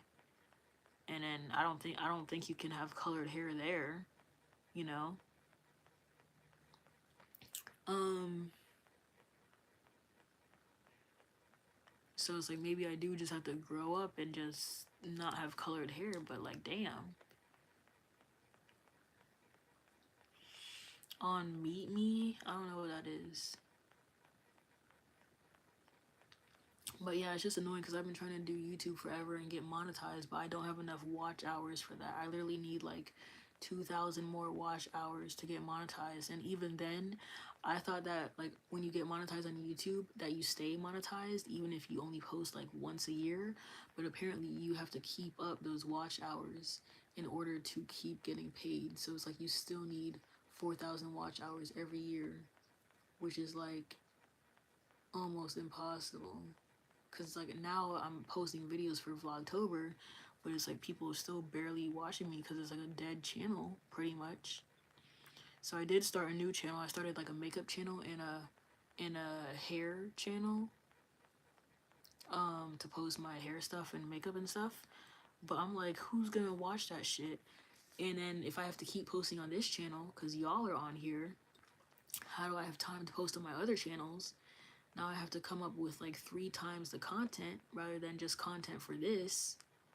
So it's like it's hard because I'm trying to like do content on every single social media app as well as work my 9 to 5 and do my meal prep, right? And then have a personal life outside of that. But I'm like, damn, I can't get watch hours for shit, bro. Like I'm currently I'm in like a watch hour group with these other people, these other girls on YouTube, and we just watch each other's videos. But I'm like, why is my watch hours going down? Like, I know they expire after like exactly a year. So maybe like a year ago, I was just getting all these watch hours and now they're disappearing because it's been exactly a year. But I'm like, damn, what the fuck? Like, not even being in a watch hour group is helping. So it's like I'm really losing motivation for YouTube. But obviously, like these people like y'all who are here watching every live and stuff like that. And then there's like other little girls who are like, oh, I like your channel, you inspire me, blah blah blah. So it's like I can't just ghost this channel if I got certain people watching me literally all the time. Like, they're actually like upkeeping with my life, you know. So it's like that's literally why I continue doing it, because even if I only have like 5 people watching me, at least I know that I mean something to them, even if I'm not getting paid to do it, you know?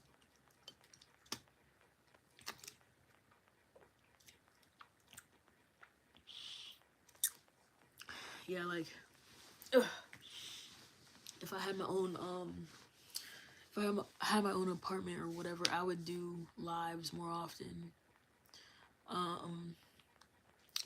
I mean, I'm on TikTok, but it's more so like, I just don't have the motivation to post because I'm not necessarily seeing any growth from it.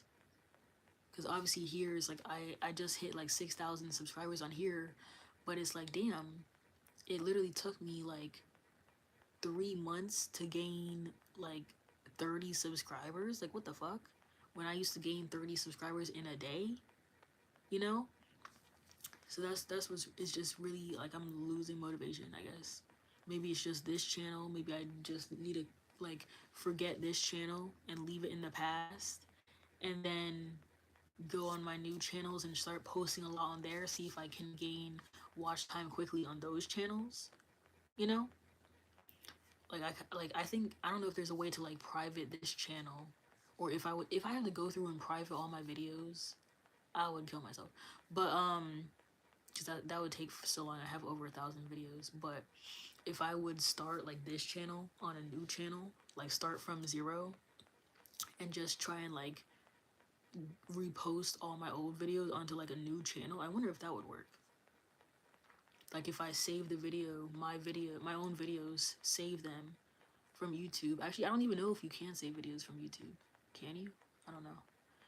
But I'll have to like save my own video and then delete it on here and then re-upload it onto a new channel and then see if that works, and then just like upload all my old videos like day after day and try to gain a whole bunch of watch time. I don't know if that would work, because realistically, no one is really watching my style of videos. They're watching like those professional type vlogs where people are actually like going shopping every single day or going on vacation every day and adventures and with their friends, stuff like that. That's what people are watching these days. But then those same people are complaining that everyone does vlogs, stuff like that.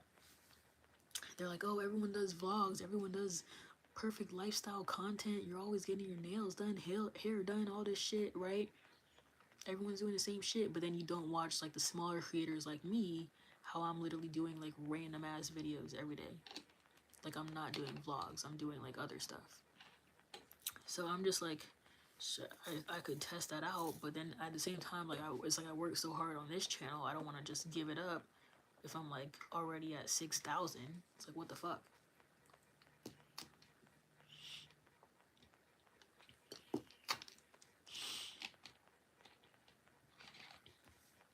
Oh god, I have this much hair left. This is gonna take me 3 hours to do, 4 hours, halfway done. But yeah, I'm like low-key thinking like, fuck this new job, and then I should just ask the other job for money. That's what I'm thinking. Because I have like, because at first it was like an unsettling feeling when she said no colored hair, but now I have like a bad feeling.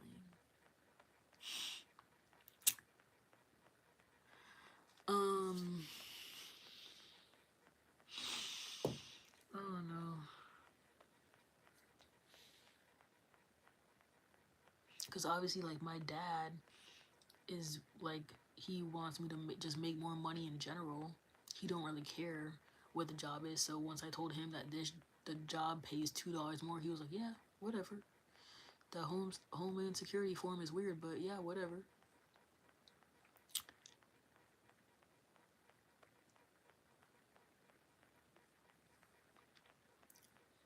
Mm-hmm. I don't know. I just don't know. Cause then it's like I can't even like focus on my social media stuff if I'm like stressing so much about this other stuff. Cause I'm thinking like I shouldn't go tomorrow. And then she's probably gonna call me and be like, where are you? You were supposed to come read the handbook today and turn in all your forms and all this stuff, you know?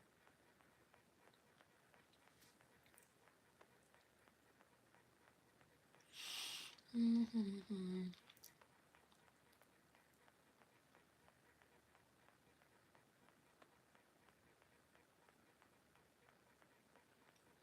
And then like I guess like when I talk to her, if I talk to her on Tuesday, I can just be like, yeah, like I'm gonna have to put in my 2 weeks tomorrow, and if you don't give me more money, then but what if she can't give me more money though? Like what if she's like, oh, like you want a raise of $2? I can't do it. I just can't do it. You know, blah blah blah. Like what if she can't do it? Then I'll just have to be like, okay, I put in my 2 weeks, then that's it. But then like if I don't go to this place tomorrow, then I can't do that.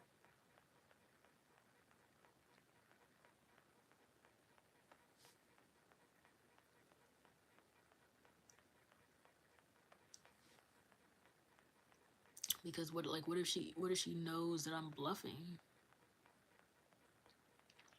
The thing is like she can't get help until she hires people though, because I'm technically not the priority, because I only have 12 kids, so all she would have to technically do is move 2 kids somewhere else, or just say, fuck it, like today, like you're just gonna have to struggle with 12 kids by yourself, and because the other rooms need more help than you do right now, you know because from the outside looking in, it doesn't look like my room is a problem because people don't know how this class acts and how they don't listen to me. So it doesn't really look like it's a problem. But she knows about those 2 kids that are a problem. She don't know about the rest of the kids. Um,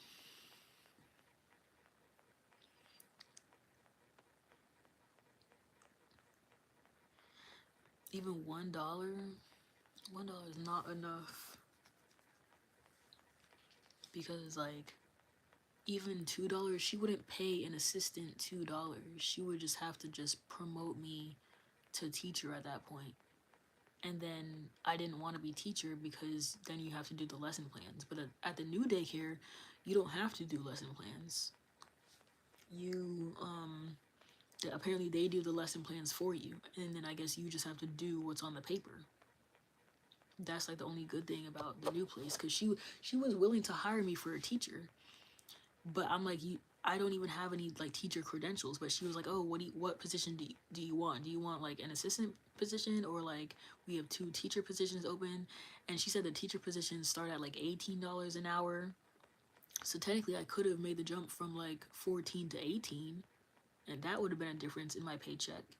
But at the same time, I just don't want to be the main one controlling the class, the one that has to do like the parent teacher conferences, and then you have other people depending on you for instructions and stuff like that. Like I don't want all that responsibility. That's why I just don't want to be a teacher at a daycare, because if I'm a teacher at a daycare, I might as well be a teacher in a public school making $25 an hour, you know?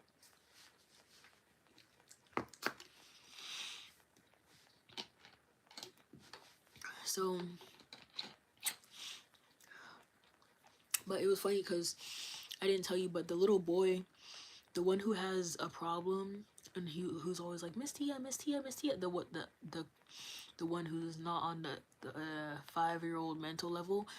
um I told his mom, and I told her that he was that the daycare is falling apart. I said yeah, all these people are quitting. This person quit. This person quit. She's like, oh no.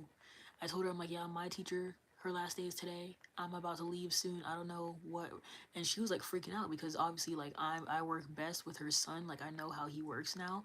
So she was telling me, she's like, oh, give me your number. Like, I know somewhere where I could apply, where you could apply. And then so she sent me a link, and it's like another daycare that's like 15 minutes from my house. So technically, it is closer. And she was saying, she's like, yeah, like I should do an interview here with my son. Like maybe we can get into here. You could be his teacher. She was like stressing because she knows that like I am capable of dealing with her son, and if I leave, then he's gonna be freaking out. So she was basically telling me to apply to the same place that she was gonna take her son, pretty much.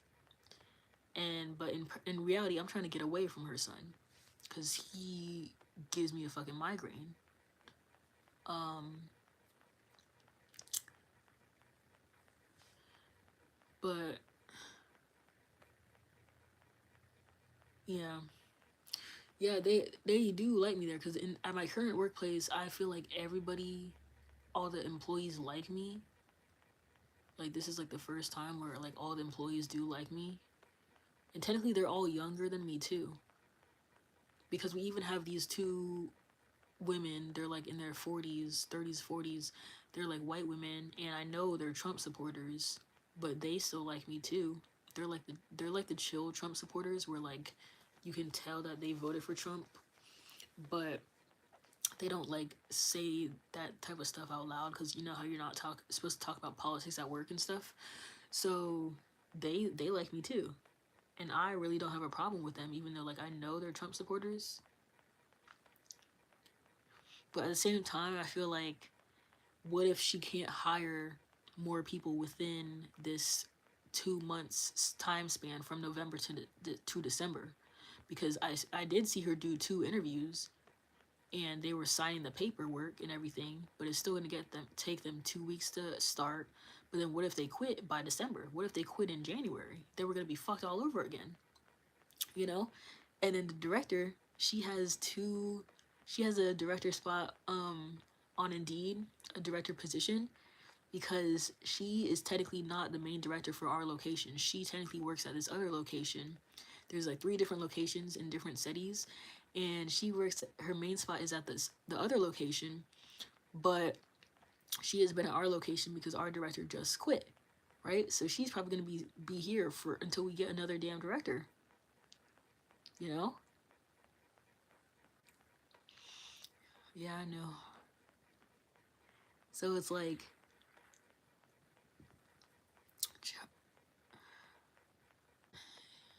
I'd rather have Biden, bro. I voted for Biden personally. Um, but yeah, so it's like, this is like the first time where everyone in the workplace actually likes me, and I like them because they're all younger than me. And then you have the snitches. It's like this one old lady, this old white lady who's been there for like 10 years, and then this other weird girl who only works like 2 days a week. She's just weird, but they're like snitches. They be snitching on people, but they're not gonna leave because she's been here 10 years. But it's like that kind of thing where it's like so much like pros and cons to think about. But like I feel like my parents already know. Like my mom knows me. She's like, you gonna sacrifice your colorful hair for this job for just for $2? You know, like she knows me already. She knows she can already tell I'm not trying to take this job.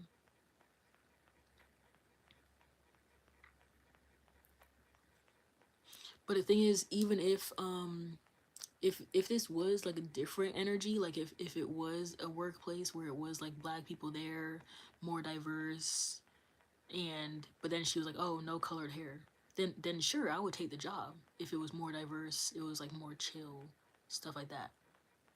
And I sure, like I would just do black hair the rest of my life, as long as like the people were more diverse, or like, you know. But the fact that it's like not, it's already giving me like nightmares about my other daycare. So I don't know.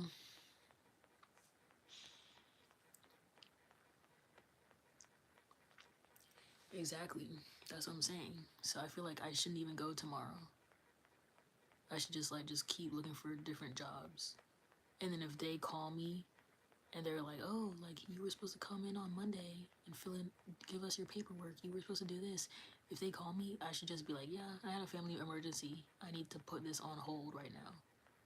Then they'll be like, "Okay," and then maybe they'll hire me like in the future. If I really do need a job, because I already did good in the interview and they were willing to hire me already, you know. But the thing is, like, there's plenty of daycares out there. Like, there's the one on every corner, you know. Like the new daycare is literally 5 minutes from my current daycare, you know. I personally don't want a job like we live on a floating rock. We should not have to pay bills, and we should not have to pay $1,000 for rent, you know. So ideally, I would not want to work. In a perfect world, I would marry rich and then have like some little side jobs or my own business. But that is unrealistic in this economy. Um, work from home jobs are also hard to find though.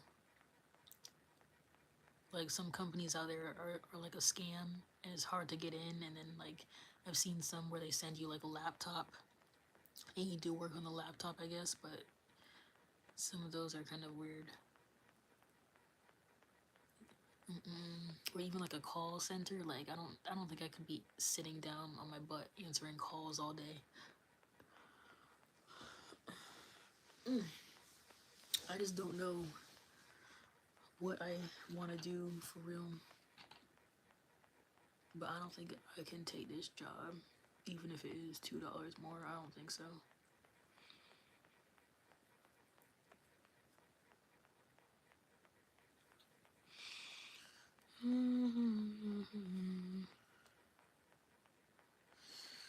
Yeah.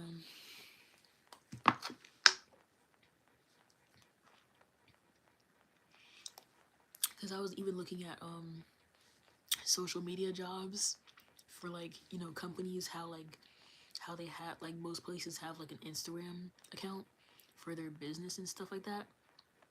I was looking at those jobs too, but there's not a lot in my area because I am on the East Coast, so it's like social media isn't really a big thing over here. But I know if I was in like California, I would get a job like ASAP because I said like, yeah, you know, I have experience with like video editing and picture editing and like all that stuff because I do it for YouTube and Instagram, you know. So I put that on my resume too. Cause that would be cool if I could have like different like work do with social media for people like with like marketing, I guess. Like you just look at the newest TikTok trends and you just incorporate that with the business, and then you have the managers make videos with the TikTok sounds and stuff like that, just help them grow. That would be cool. Because then it's like I can make the videos for my own TikTok and then also suggest those videos to the job. That would be great.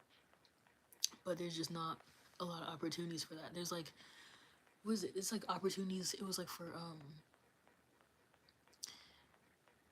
like a mechanic company, or like I don't know. You know, like those, like what is it called? Like a car dealerships.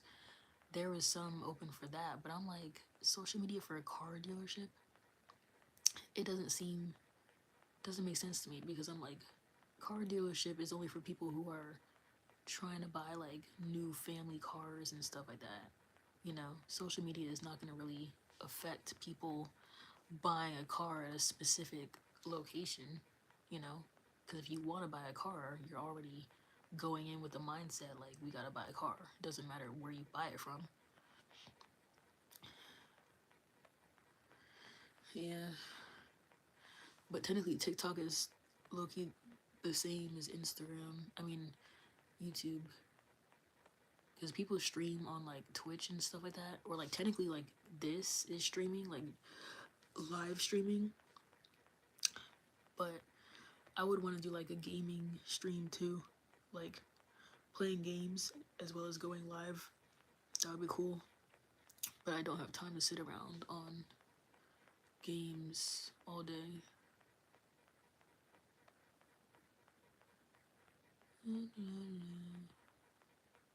It's just so annoying. Because I'm like, I'm just a girl. I should not be this stressed out. And then I haven't even finished my Halloween costume yet either. Like, I still have all these little, like, jewels to glue on my costume and my hearts and stuff like that. Haven't done that at all because I've been going to sleep so early this week. And Halloween is on Friday, so I gotta go work a whole day of work, be stressed out all fucking day, up at 6 a.m. Technically earlier than that because I gotta do my makeup for work, and then get ready to go out at night, and then be out till 2 a.m. But luckily after that, I am hibernating, because I think we're going out Saturday too. But after that, I'm hibernating, and I was supposed to be exercising like all last week and this week so I can squeeze into my corset, but I haven't been doing that because I fell off because like I said, I'm so stressed out. So I'm gonna try and exercise this week. Exercise this week, and then what else? I don't know. I just got too much stuff to do. Too much. I'm here sitting on everything because I'm sitting on my hair and my dryer. I can't stream once a week. This is streaming to me, like going live. That's all I got, bro.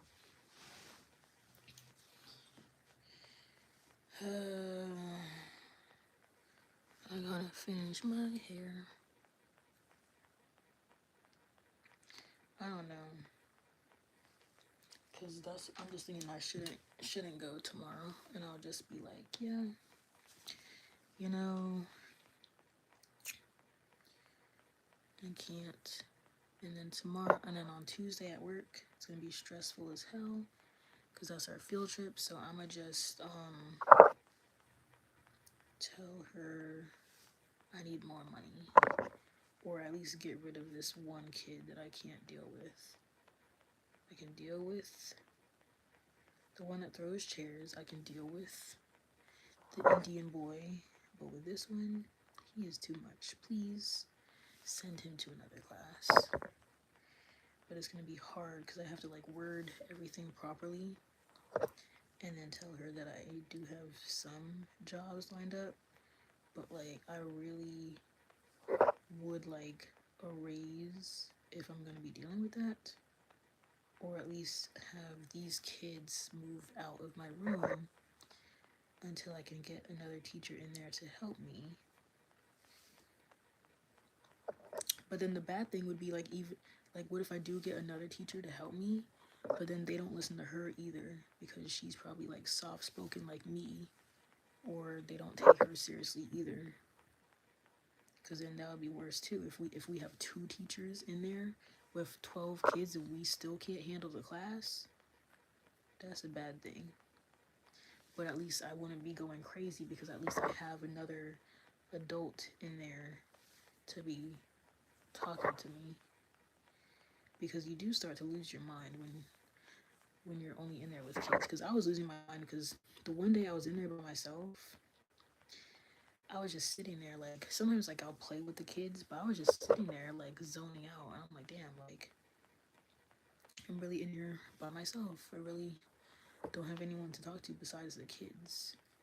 But at least the kids can talk, because in the other rooms they only have like toddlers or babies, so it's like they don't talk.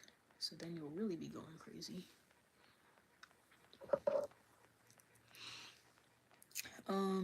I was emailing brands, but I'm like, I don't know. That's what I'm saying. I'm just like losing motivation for everything until I get like this job situation sorted out. Like I might just have to take a week off of TikTok, and that's gonna like kill my account because they're gonna think I'm not consistent anymore. And then I haven't planned any YouTube videos. So I'm not posting a video today. This will just be my video, even though it's a live video, obviously. But I'm not posting a video today. So that's technically like 2 videos I missed of Vlogtober. But I can't, especially like on lives, it really hurts my throat a lot when I'm on here talking nonstop. And then I also have to talk all day at work with those bad kids, and I have to yell at them, you know, raise my voice a lot. So that's why I feel like teaching isn't the job I'm supposed to have either, because I have to talk all day on there and then come home and talk for social media. So it's like, it would be cool if I had a job where I didn't have to talk. Like you know, like the Target stalkers, how you package the online orders. I might try that. Like, take a break from working with kids and then go back into retail, even though I did hate that too. But you know, if I'm working in a warehouse by myself, at least I can have some peace and quiet and, you know, save my throat, because my throat has been going through it, having like strep throat 20 times a year. My tonsils are inflamed and swollen. And then if I go live, I can't make a video. If I'm talking all day at work, I can't make videos. Or even like if I don't go to the place tomorrow, then I have a whole day technically to make content, but it's like my throat be hurting after like 2 videos, when I should be able to record like 10 videos back to back, but my throat is like fucked up simply from teaching. Like ever since when I first started daycare, what was it, last year, like February or something, March, April, June, July. I think I started in July last year. I don't know. But it's just bad. Yeah, I've seen like those, that's like the same thing like Uber, not Uber Eats,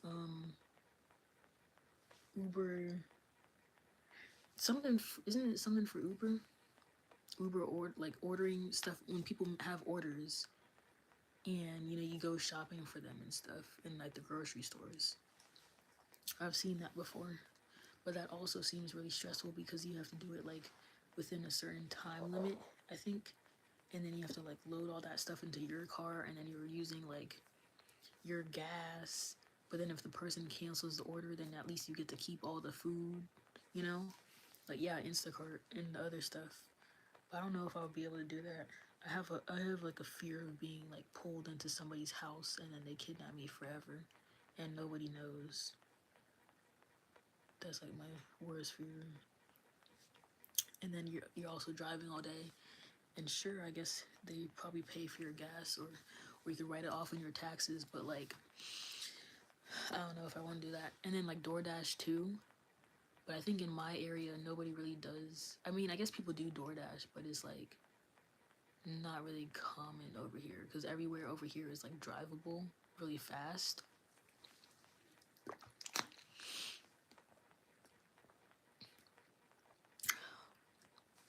I literally might just go back into retail and start looking for like some boring cashier job or something.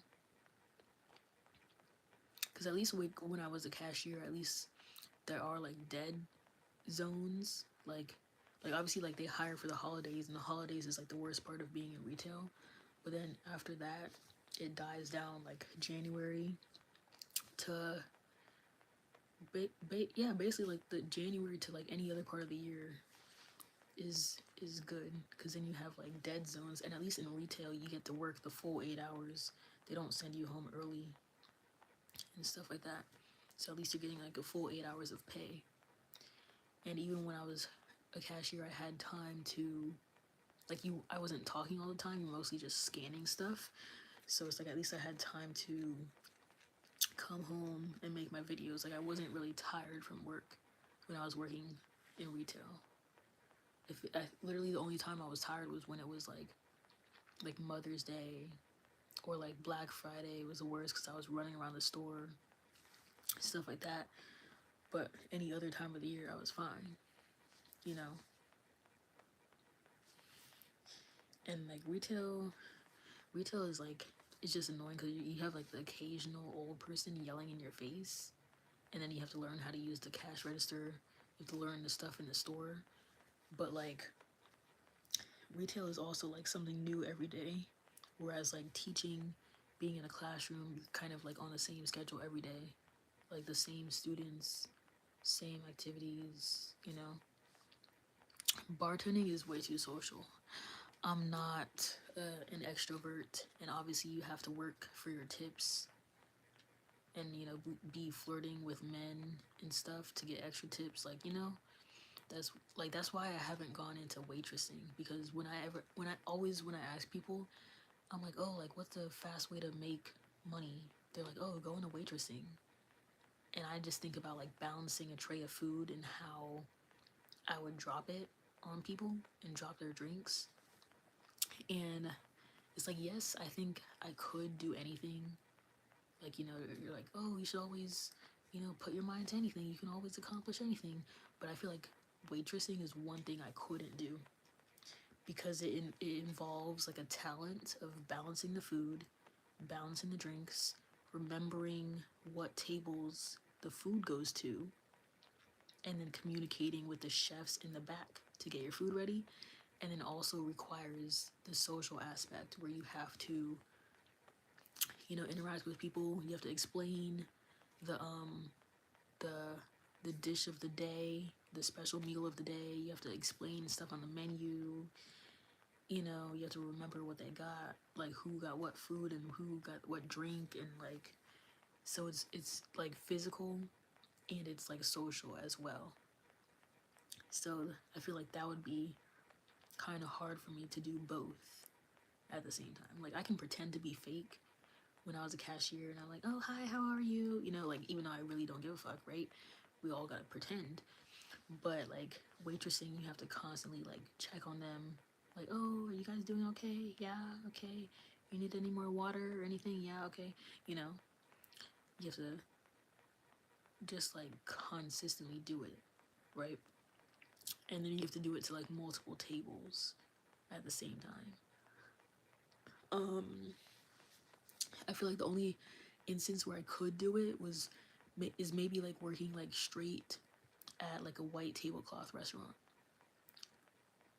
Like, but the thing is, I know that they want you already to be trained in that aspect, because like white tablecloth is like the highest restaurant or whatever.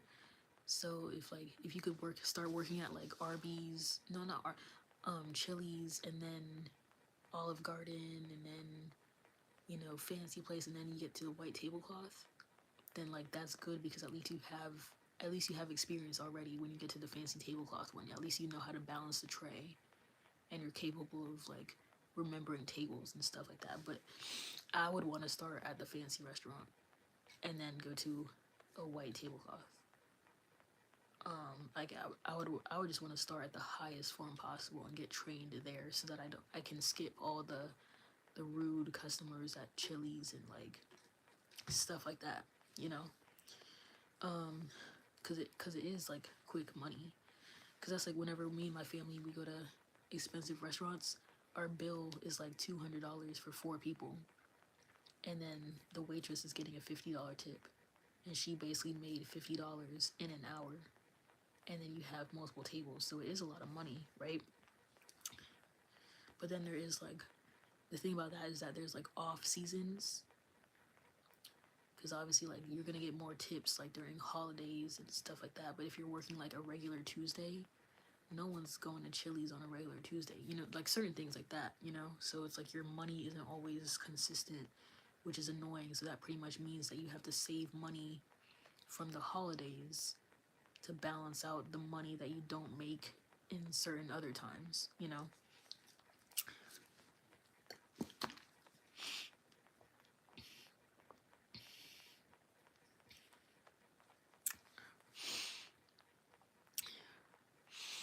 um the thing is, uniforms, I'm not really phased by uniforms, because like that's another reason why I did like retail, because I can do my hair however I want, and I can wear whatever I want. Because when I was at JC Penney, I was wearing crop tops some days. I was dressed in festive like every single day of October. I was wearing orange and purple and black every single day, right? So that's a good thing about like that those kinds of retail stores. Or if you work at like Hot Topic, you can wear whatever the fuck you want. You could wear crop tops. You could have as much piercings in your face, right? But then at the same time, who is working long term at Hot Topic? Am I gonna be 50 years old working at Hot Topic? No. You know? So it's like that's what retail is good for. That at least you can dress certain ways.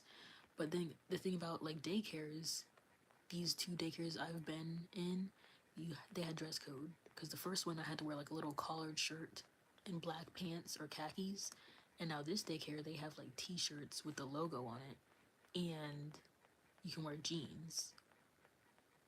But then the next place is supposed to be business casual. So technically, business casual is like anything you want, as long as it's like black pants and then like whatever sweaters and shirts, you know. So at least there's some freedom in the outfit, but at the same time you're limiting my hair. But I would rather have it to where like right now, I was like I can do my hair however I want, but then like I still have to wear like this stupid shirt with the words on it, you know.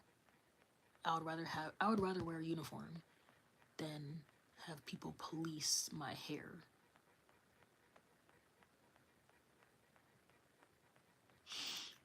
Cause that's the thing, like I was gonna apply to like Ulta or like Sephora, but they have to wear black every day. And I hated doing that when they forced me to do it at JCPenney. I hated wearing black every day, but at least I could change my hair, you know? Because I did have to go out and buy a whole bunch of like black clothing, you know? But still, at least you can wear like different black clothing. You can wear like a black pants, a black short sleeve top, a black long sleeve top. At least you can change up the style, even if it is still black, you know? Or or like wear like a little smock or something or whatever. But this place, I'm like, I can't do it. Because at first, when I was doing the interview, I was thinking like, oh, you know, no colorful hair, that shouldn't be an issue. But now that I'm thinking about it, I'm like, that's a big thing for me. And even when I told my sister that, I told her, I'm like, yeah, I got a new job, but you know, you can't have colored hair. And she's like, oh, I guess you're not taking that job. And I was like, damn, it's like everybody knows except for me.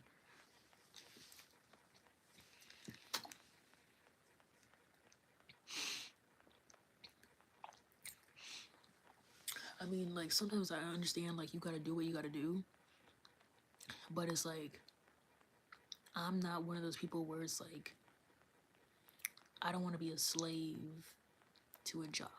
Like, it's like, sure, this economy is trash, and it doesn't matter what you do, as long as you're making more money, as much money as possible, sure.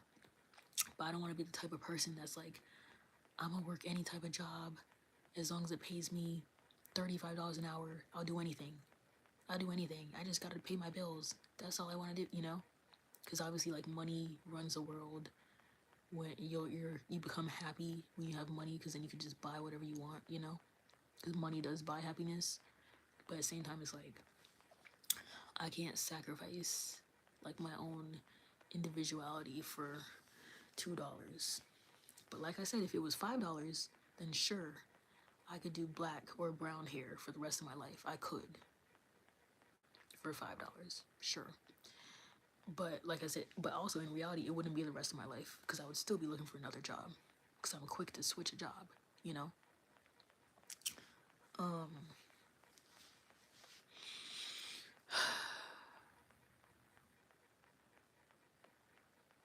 But yeah, I'm gonna just ask for a raise because I can't do this. Cause my bills, bro, I literally only get paid like 800 or 900 every 2 weeks, which is nothing. Cause all that money goes towards my car payment and my credit card bill. And now that I use my credit cards, I feel so stupid because the whole time my parents were like, oh, don't use credit cards. And now I have like, I'm like, what, 15,000 in debt from the credit cards because I bought, you know, laptop, camera. I was buying whatever the fuck I want for my birthday. Next thing you know, I'm 15,000 in debt.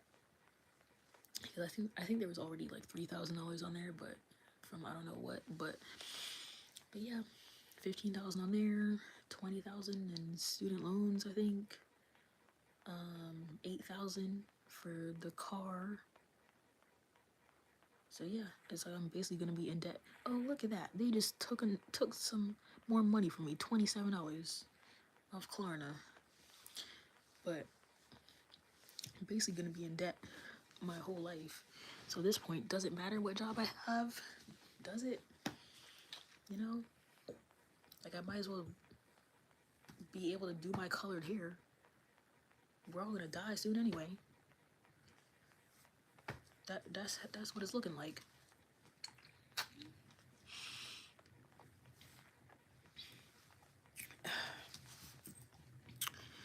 But yeah, everybody knows me.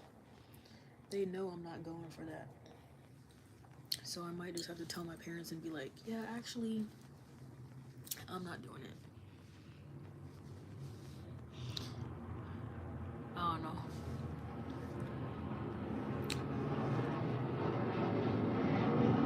Stupid jets.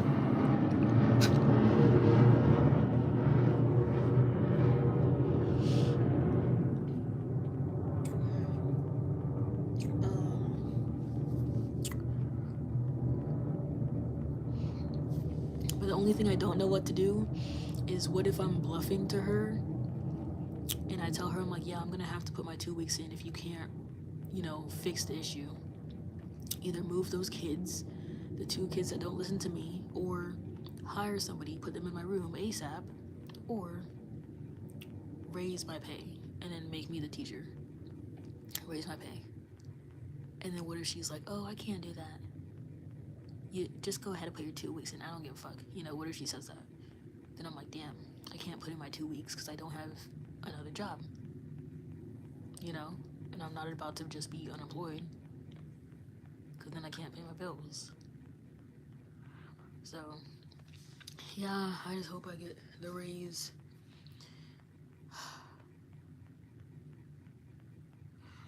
Yeah, I'm gonna keep updated though. Now, the thing is, I probably shouldn't even be posting this everywhere because the new place is probably gonna check my social media or whatever. And that's also what I hate too. A job that like polices everything you do. They're like, oh, your social media record has to be clean. Can't be posting anything on there. Whole time, like I got 32,000 followers on TikTok. I got about like 50 braids left to do, bro. I'm not getting nowhere.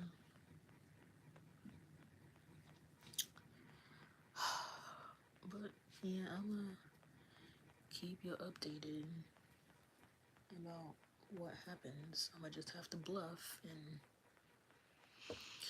if she can't give me a raise, I'm just gonna be like, well, within the next 2 weeks, let me know, or I'm gonna have to start looking for jobs or whatever. But she probably won't even care by then if she hires new people by then. But I don't know. I feel like she's already struggling, and if she loses me, the whole place is going down. Because that's the point that where I'm at. And the thing about me, like I hate carrying jobs on my back. I've done it before. Don't want to do it again. So I'm she knows me. If she loses me, you lose the whole place.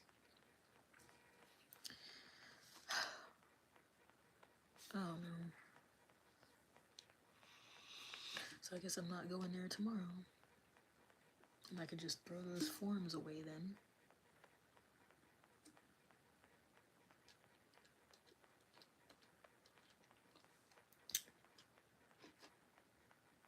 I'm gonna still keep the forms too, but just in case. But if they call and they're gonna be like, what happened? Where are you? What are you doing? I'm gonna just tell her like, I had a family emergency. I cannot currently apply to this job. Hopefully we will be in touch in the future. Bye. That's all I'm gonna say.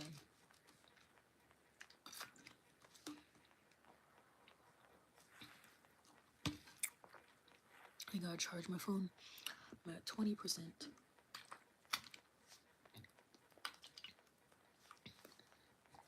Yeah, I'm gonna probably go live again at work, I guess.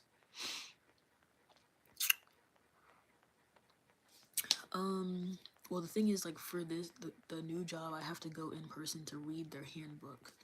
That's what I did at my first daycare job too. Is like they have like a handbook that's like this big, and you basically just flip through it and then like check off on a piece of paper that you read that chapter. So you're basically just sitting there for like an hour or two reading the handbook.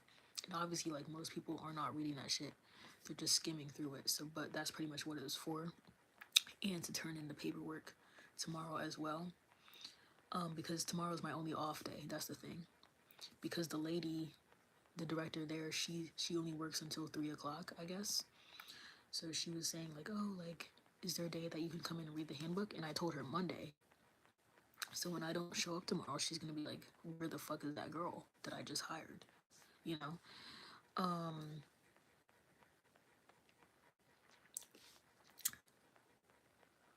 But there wouldn't be another day for me to do the paperwork. I would have to go in after this job when I get off, and I would get there at like 4:40, because I think they close at like 5:30. So I would have to go there after this job and drop off my paperwork, and then try and read the handbook in like 30 minutes, like, or whatever. That's why I told her Monday, because I'm actually off on Monday, so I could technically go in tomorrow at like 7 a.m. and do it, because that's when they open. But I just like, after I said everything out loud, I'm just getting bad vibes. And it's not even just the hair thing, it's just bad vibes all around. It's just too preppy for me, I don't know. But then, oh, I also just told my friend to apply there. Oops. Because at first I told my friend to apply to the current daycare. But then now I got this job. So I was like, oh, fuck that. Don't apply to the current daycare. Apply to the new one. And I should have just not said anything. But she was looking for a job to switch because she works at a daycare too. And she was trying to leave that place too. But I should have said, fuck it. Like, tell her to apply to the current daycare. Because then I could at least get $400 if she applies there.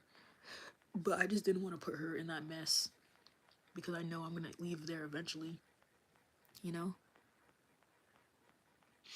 No, because that's what happened. She was about to apply to my current one, but I already told her all the drama. Like, everything I just told you, I told her already. And that's why I told her, I'm like, never mind, go apply to the bougie place instead, the new place. And I think she already applied there, so I don't know if they're going to hire her, because I told her they hired me on the spot. But I'm going to tell her I had second decisions and I didn't want to do it. So, but then she's not gonna want to like take out her application from the bougie place and then do it in the old spot, because then she already knows what's going on now. Now that I told her 4 people just quit and stuff like that, she's not gonna want to work there.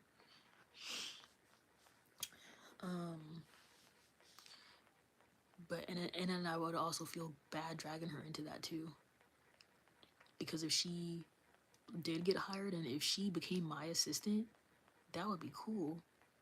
But I'd like, those kids are bad as hell. I wouldn't want her dealing with that, even though she's not really my friend like that. We're not really that close. we're not really that close for real. But like, that's how bad it is. Because when I was going around asking people, because when they sent out the message and they were like, oh, if you refer one of your friends, you can get $400. What? Right? They sent out that message, and I was asking people, I'm like, oh, are you gonna refer your friends for $400? They were like, no. I would never have my friends go through this nonsense. Like, or they said like $400 is not enough money, right? Or they said, I don't have any friends to refer, right? So they're basically putting out these incentives, but in reality, I feel like people are still gonna call out, because it's winter season, people are gonna get sick. So I feel like they're still gonna call out regardless of however much money you're offering, you know. And people aren't going to refer their friends, you know. And basically, the director, she's probably trying to hire people as fast as possible so that way she doesn't need people to refer their friends. So she doesn't need to give them $400, you know? So now she's trying to hurry up and hire people. But you don't realize that if you hire new people and throw them in a shitty environment, they're still gonna quit either way. So I just like, so now I guess I should tell her that I'm not gonna apply to the bougie place. But then what if I change my mind? You know? Because that's what's gonna piss me off is that, like, if I don't go to the bougie place tomorrow, if I don't go, and then Tuesday I go tell my current lady, I'm like, yeah, I need money. And she's like, no. Then I'm like, oh, fuck me. Because now I'm screwed and I'm not making enough money, you know? But if that's the case, it's just whatever. I'm gonna just keep applying to jobs, I guess. And then I'm gonna just keep calling out to do interviews. That's what it's looking like.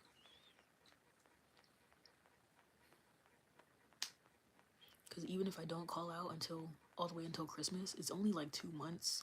So you would think it would go by fast, but it's gonna be hell for me, you know, until I get someone else in the room. So, but if I don't call out, at least I'm getting $640. Because technically tomorrow doesn't count because they said if you schedule an off day, it doesn't count. But I'm like, she's not gonna approve a scheduled off day. Like, imagine I try to take off a day in November, like, and I put it in right now, and that's like a month away, like 3 weeks away or whatever. She would probably decline it, you know?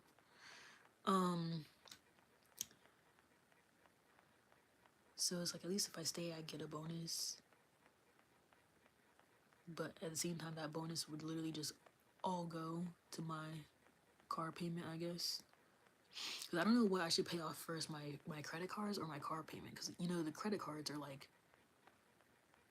what is it called? The yield, the interest or whatever, that's on the credit cards. So it's like I'm paying like $100 a month on there, but then in reality, $100 equals to nothing because of the interest. But I don't have any more to put down because I'm not making enough money. And then I obviously still have to save money for food. But I'm gonna start like trying to budget my stuff.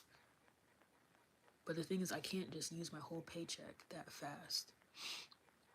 Like, as soon as I get paid, I can't just put like 200 here, 200 there, 200 there, because then the next 2 weeks I'm gonna have nothing.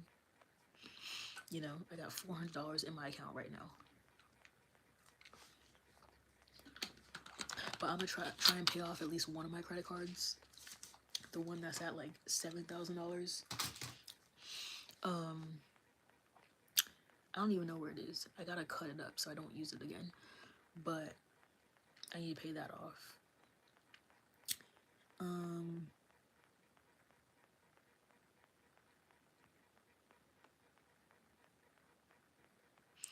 I don't know, bro. But even with the car payment, it's like $150 for the payment, but then I'm also paying $100 for insurance anyways. So either way, you're basically paying $100 a month for the rest of your life for the insurance. So I'm like, what the fuck is the point? Oh gosh. But yeah, I guess I decided I'm not taking a job. So I guess I'll tell my parents when they come back, I guess, or tomorrow, because my mom is going to be like, why aren't you finished your hair? You only got a couple hours left until you got to go to sleep, and then you got to wake up early tomorrow to go to the new job, blah, blah, blah, you know? But if anything, I'm going to finish my hair tonight, even if I do have to stay up till 3 a.m., so that way at least tomorrow I can be happy and take pictures and videos, do my makeup, you know, and enjoy my day off for once. Because this job, I've barely, have I ever called out of this job? I don't think I've ever called out, actually. And I think I've only requested off, like, for vacation, and then, like, 3 days total. I barely be calling out, you know? So she should already appreciate that. I don't know. But hopefully these new people can start in 2 weeks, and then it'll be fine. And I'll tell her, I'm like, yeah, give me that lady, the old lady, because I feel like the kids don't really listen to young people. But yeah, I've yet to enjoy a day for real. And this could be like my biggest regret, like not taking this new job. But I have already like mentally prepared that it's gonna be hell this week and next week. So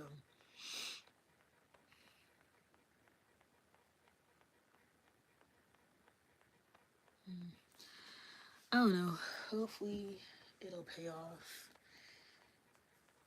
Cause that's one thing about me, I'm gonna figure it out regardless, you know. And I feel like I've been in worse situations before this.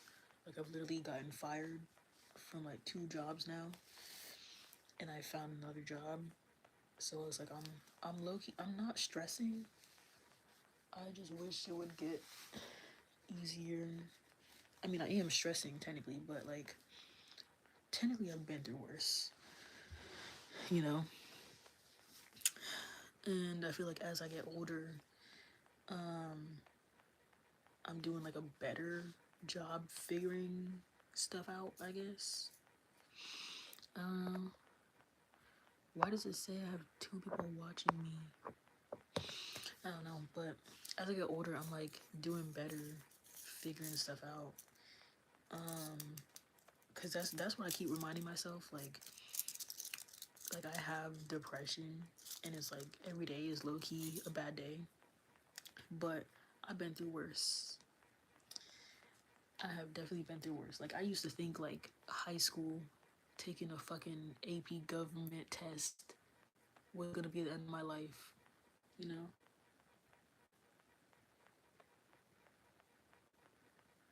But it's just gonna suck because I know this week is gonna be terrible, and then Friday is Halloween, so it's gonna be a stressful week. But at least at the end of the week, I'm gonna be getting drunk.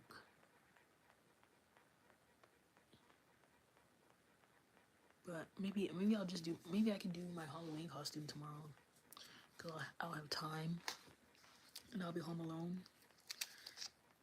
Cause like these crystals, I bought these crystals to put on there, but I gotta glue them on there really carefully.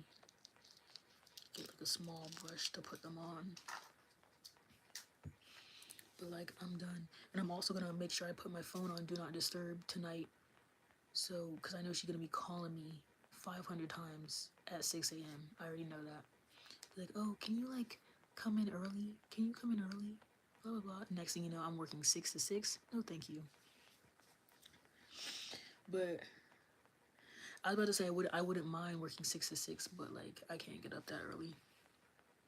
But if she needs me to stay late, like I'll tell her I can stay late.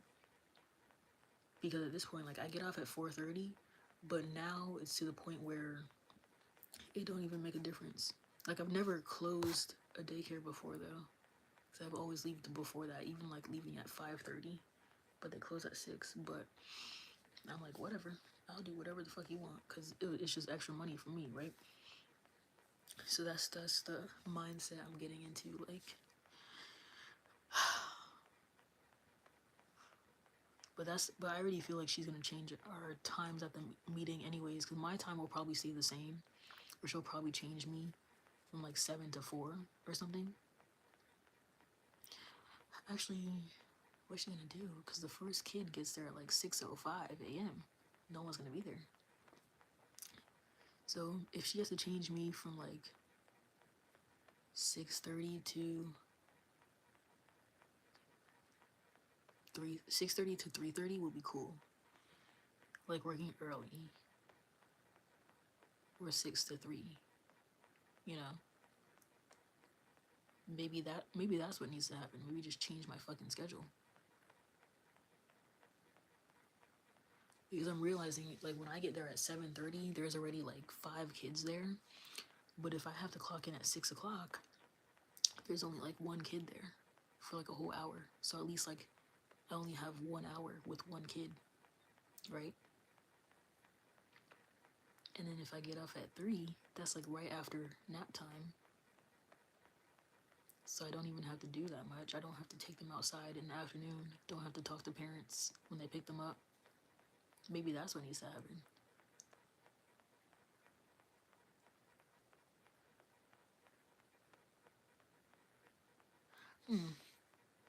I just thought about that, yeah.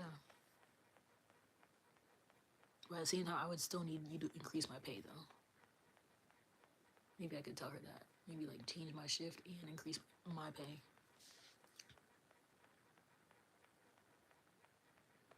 Because then if I get off at 3, I still have time to do interviews. Because usually places like don't close until 5, you know? So if I had to do an interview, I could just schedule it at like 3:30 or 4.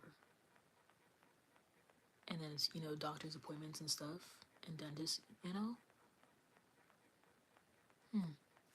The thing is, I just hate waking up early. I'm not a morning person. But that might need to change. Because if I have to get there at 6, I have to wake up at 5.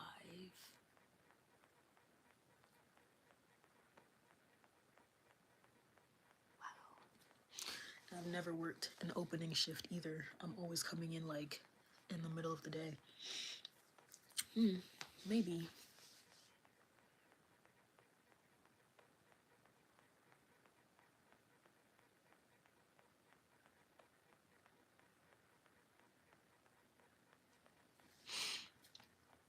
Six to 4:30. I work 7:30 to 4:30, bro. That's crazy. But the thing is, it shouldn't even be 7:30 to 4:30 because that's technically 9 hours. Because your break is included in that. Because your break is an hour. So technically, I should only be working 7:30 to 3:30. But now these days, they include the break into your schedule. So technically, it's like you're working for 9 hours plus the 30-minute drive both ways. You're technically working for 10 hours every day, plus the 30 minutes before that you gotta wake up and get ready. You're working for like almost 11 hours a day. And you go home and do it all over again. Can't do it anymore, bro. But at the same time, it's like I can't even like grind on TikTok or YouTube the way I want to because I do have to work, you know? That's why I miss being unemployed, because at least when I was unemployed, I had time to do stuff. But that was before I did social media, though. Oh my god. I don't know. 7 to 3:30. Yeah, see, like, I know there's people who work like 4 days a week, but then you're working like 12 hours or 10 hours, right? But I also can't do that. Because I can barely work 8 hours. Actually, I can barely work 4 hours, bro. Like, I remember, that's the only thing about retail is that, like, when, like, they don't have, like, a lot of, like, hours, I guess. Like, they limit their hours. So, like, during the holiday hours, you get, like, 40 hours during holiday season. But then, like, starting in January, you're back at 20 hours a week, which is, like, nothing. That can't really pay the bills, you know? So I would need to have, like, a side job, but, like, have more time making TikToks or whatever. But I need to get more paid collabs in order to be doing that. But I can't work. Did I work that long? I don't think I've ever worked a 10-hour shift. Oh, actually, I have. When I was at JCPenney during like Christmas season, it was like 10 hours every day. And then they basically had like everybody, like the whole staff was working. Yeah, the whole staff was working during the holidays. Everybody on board. But then back in January, they just fire a whole bunch of people.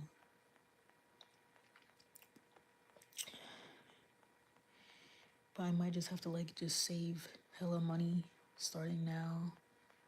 That way, in case I do have to quit or whatever. But my fear is that like the daycare is gonna end up closing. Like if too many people quit, they're gonna have to close the damn daycare, and then I'm just out of a job in general because I was telling people, I'm like, yeah, I might leave in 2 weeks. I don't know why I was telling them. Maybe I just got too excited. But this other girl was saying that she and this girl might leave at the end of the year, like by December, January. But then they both work in the baby room, and if the baby room goes down, it all goes down because I don't know what the fuck to do in the baby room. But parents are noticing that people left, you know. But the thing is, like, I don't know if we're supposed to say stuff, but I low-key want to be honest and be like, yeah, like, you know, don't say anything, but that girl's not here anymore, that girl's not here anymore, that girl's not here anymore. But then I don't want the director to hate me when I'm about to be begging for a raise, you know, because she wants to keep everything on the low, so that way parents don't freak out and remove their kids, because then they would have to close this place.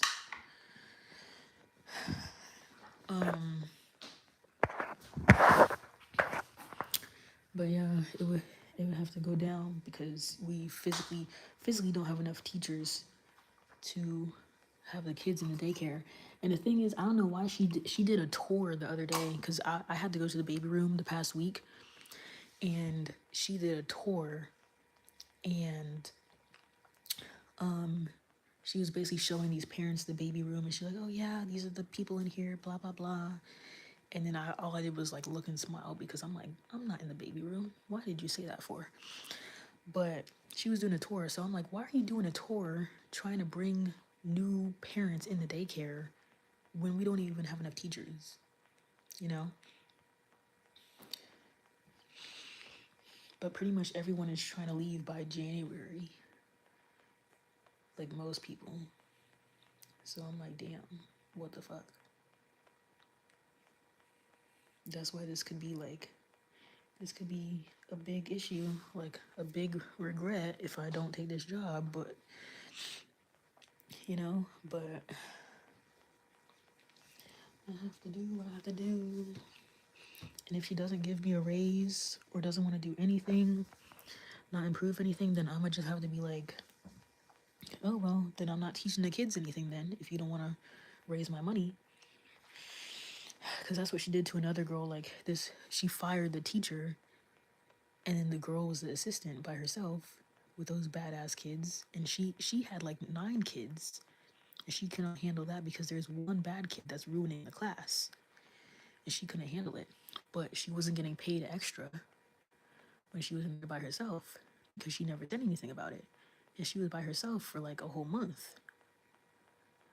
But me, I don't play that because like I'm gonna tell her that's exactly what happened at the last daycare, you know, and I need money before I teach these kids. But the thing is, even if I do get paid extra money, like I don't know what I'm gonna teach them because I can't even print stuff out. I can try and come up with like some crafts, but I don't even have time to do crafts with them, you know. But yeah, I'm just hella stressed out right now. But it's like 7:30. I should have been done with my hair by now, but I woke up late. I woke up at noon. Technically, I woke up at 6 a.m., but I just didn't get out of bed until noon. So technically, I've been doing my hair for 5 hours now. 5 hours if you don't include the eating time, I guess.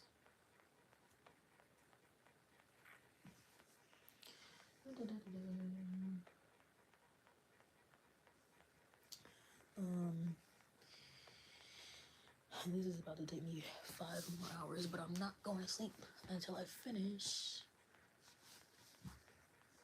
But yeah, that's how I do. You know, because one, like I said, everybody knows, except for me, that I'm not taking the job. 2, my hair is not done. 3, I haven't filled out the paperwork.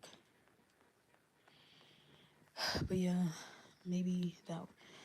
Because I'm thinking, like, there's no one to come in at 6 a.m. So it would literally have to be me. Because now the girl quit on Friday. She wasn't supposed to quit till Halloween. So when the director comes in tomorrow morning, and then people are lined up at the door in front of the daycare, she's gonna be like, what the fuck do we do? And she's gonna try calling me, but I ain't gonna answer, you know? And then she's gonna be like, oh, what were you doing yesterday? Blah, blah, blah. And I'm gonna be like, stuff? The fuck? It was my day off. But that's maybe that's what the meeting is about. Maybe she gotta hurry up and change everybody's schedule. And maybe I'll just be like, yeah, I need to work six to 3, and that'll be it. And that's perfect too, because sometimes when we have meetings are at like 6 o'clock, because that's when the daycare closes, and I get off at 4:30, right? So basically for the past couple of meetings, I've just been sitting in my car and doing nothing, because I go to McDonald's across the street. I walk over there, it's like 5 feet away, and then I get McDonald's, I sit in my car until 6 o'clock for the meeting. Then the meeting ends at 7, right? But if I get off at 3 o'clock, that's like a whole hour and a half earlier than usual. I would be able to drive all the way home and then at least chill at home for an hour and eat dinner before I go all the way back to the meeting. And I could, like, you know, take a shower, change my clothes. Like, I would have time to do all that shit. So that way when I get home from the meeting at 7 o'clock or 7:30, when I get home, I could just jump into bed. And I wouldn't have to, like, eat dinner, take a shower, do stuff for tomorrow, you know?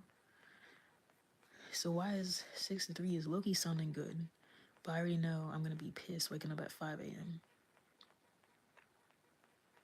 And then I'm gonna have to go to sleep at like by 11.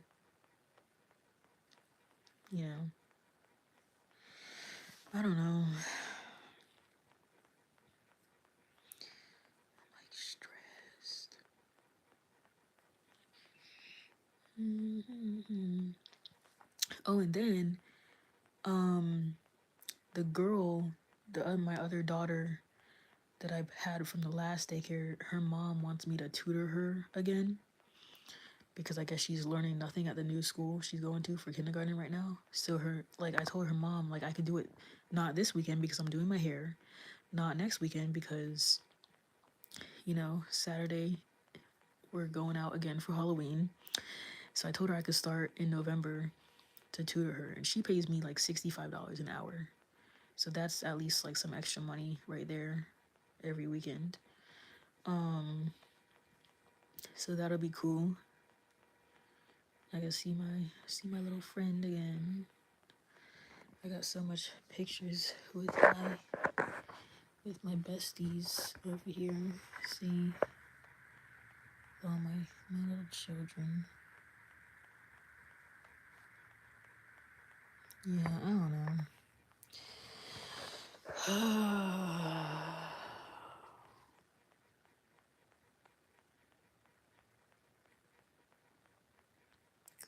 Crazy things. Yeah, and my Amazon boxes I haven't thrown away yet. My room is a mess. Like my life. And it was funny because on Friday, when I was doing something, I was helping this old lady that I work with, and I accidentally was saying stuff out loud, because now I'm at the point where I don't care, and I just say anything on my mind. So I'm like, oh, my life is terrible, and I don't know what I'm doing. And then she heard that, and she was like, oh, don't say that. And then she starts being all religious, talking about God, and, oh, anything is possible as long as you have hope. And I was like, lady, shut the fuck up. That's what I should have said to her, but that's all she be talking about. But I'm like, y'all don't know how depressed people think, bro. You know, like, people be asking me how I'm doing. I'm like, I wish I could shoot myself in the face. You know, I'm just tired of lying. Like, why are we all lying to each other? People are like, oh, how are you doing today? I don't give a fuck. You know.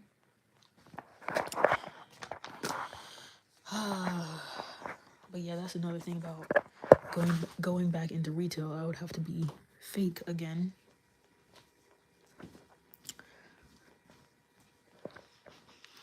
I'm gonna warm my tea from Starbucks. And I gotta wash my dishes later.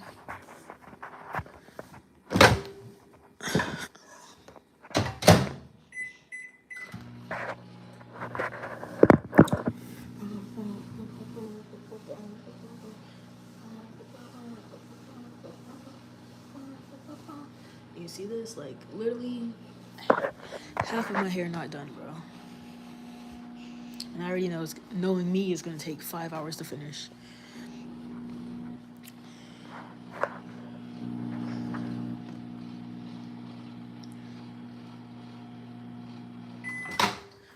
Tell me why my phone was at like 100% before I started this live.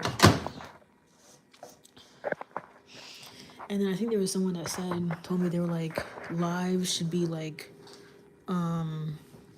3 hours every time you go live. Like if you people who go live on TikTok, like they grow when they go live for 3 hours a day, I guess. But I'm like, 3 hours?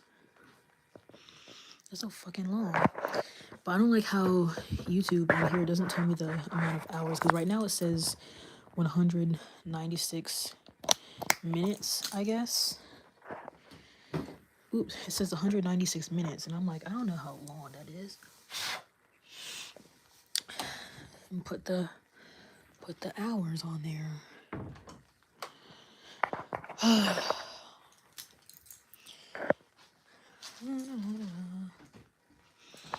I don't even think I updated my phone, because I know as soon as I update, that shit is gonna be going slow as hell. I don't even have money for a new phone right now because I just bought the laptop. But I don't even want the iPhone 16 though because it looks ugly. So I was trying to wait till the 17 comes out. Okay, I need this. Because phones are too expensive for no reason.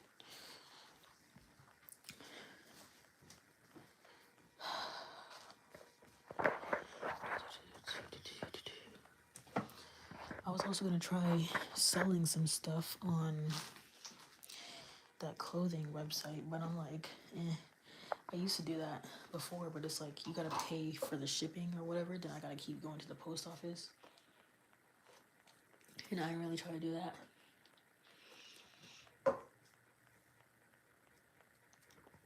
But I'm gonna go do my hair, charge my phone, be back tomorrow. Bye.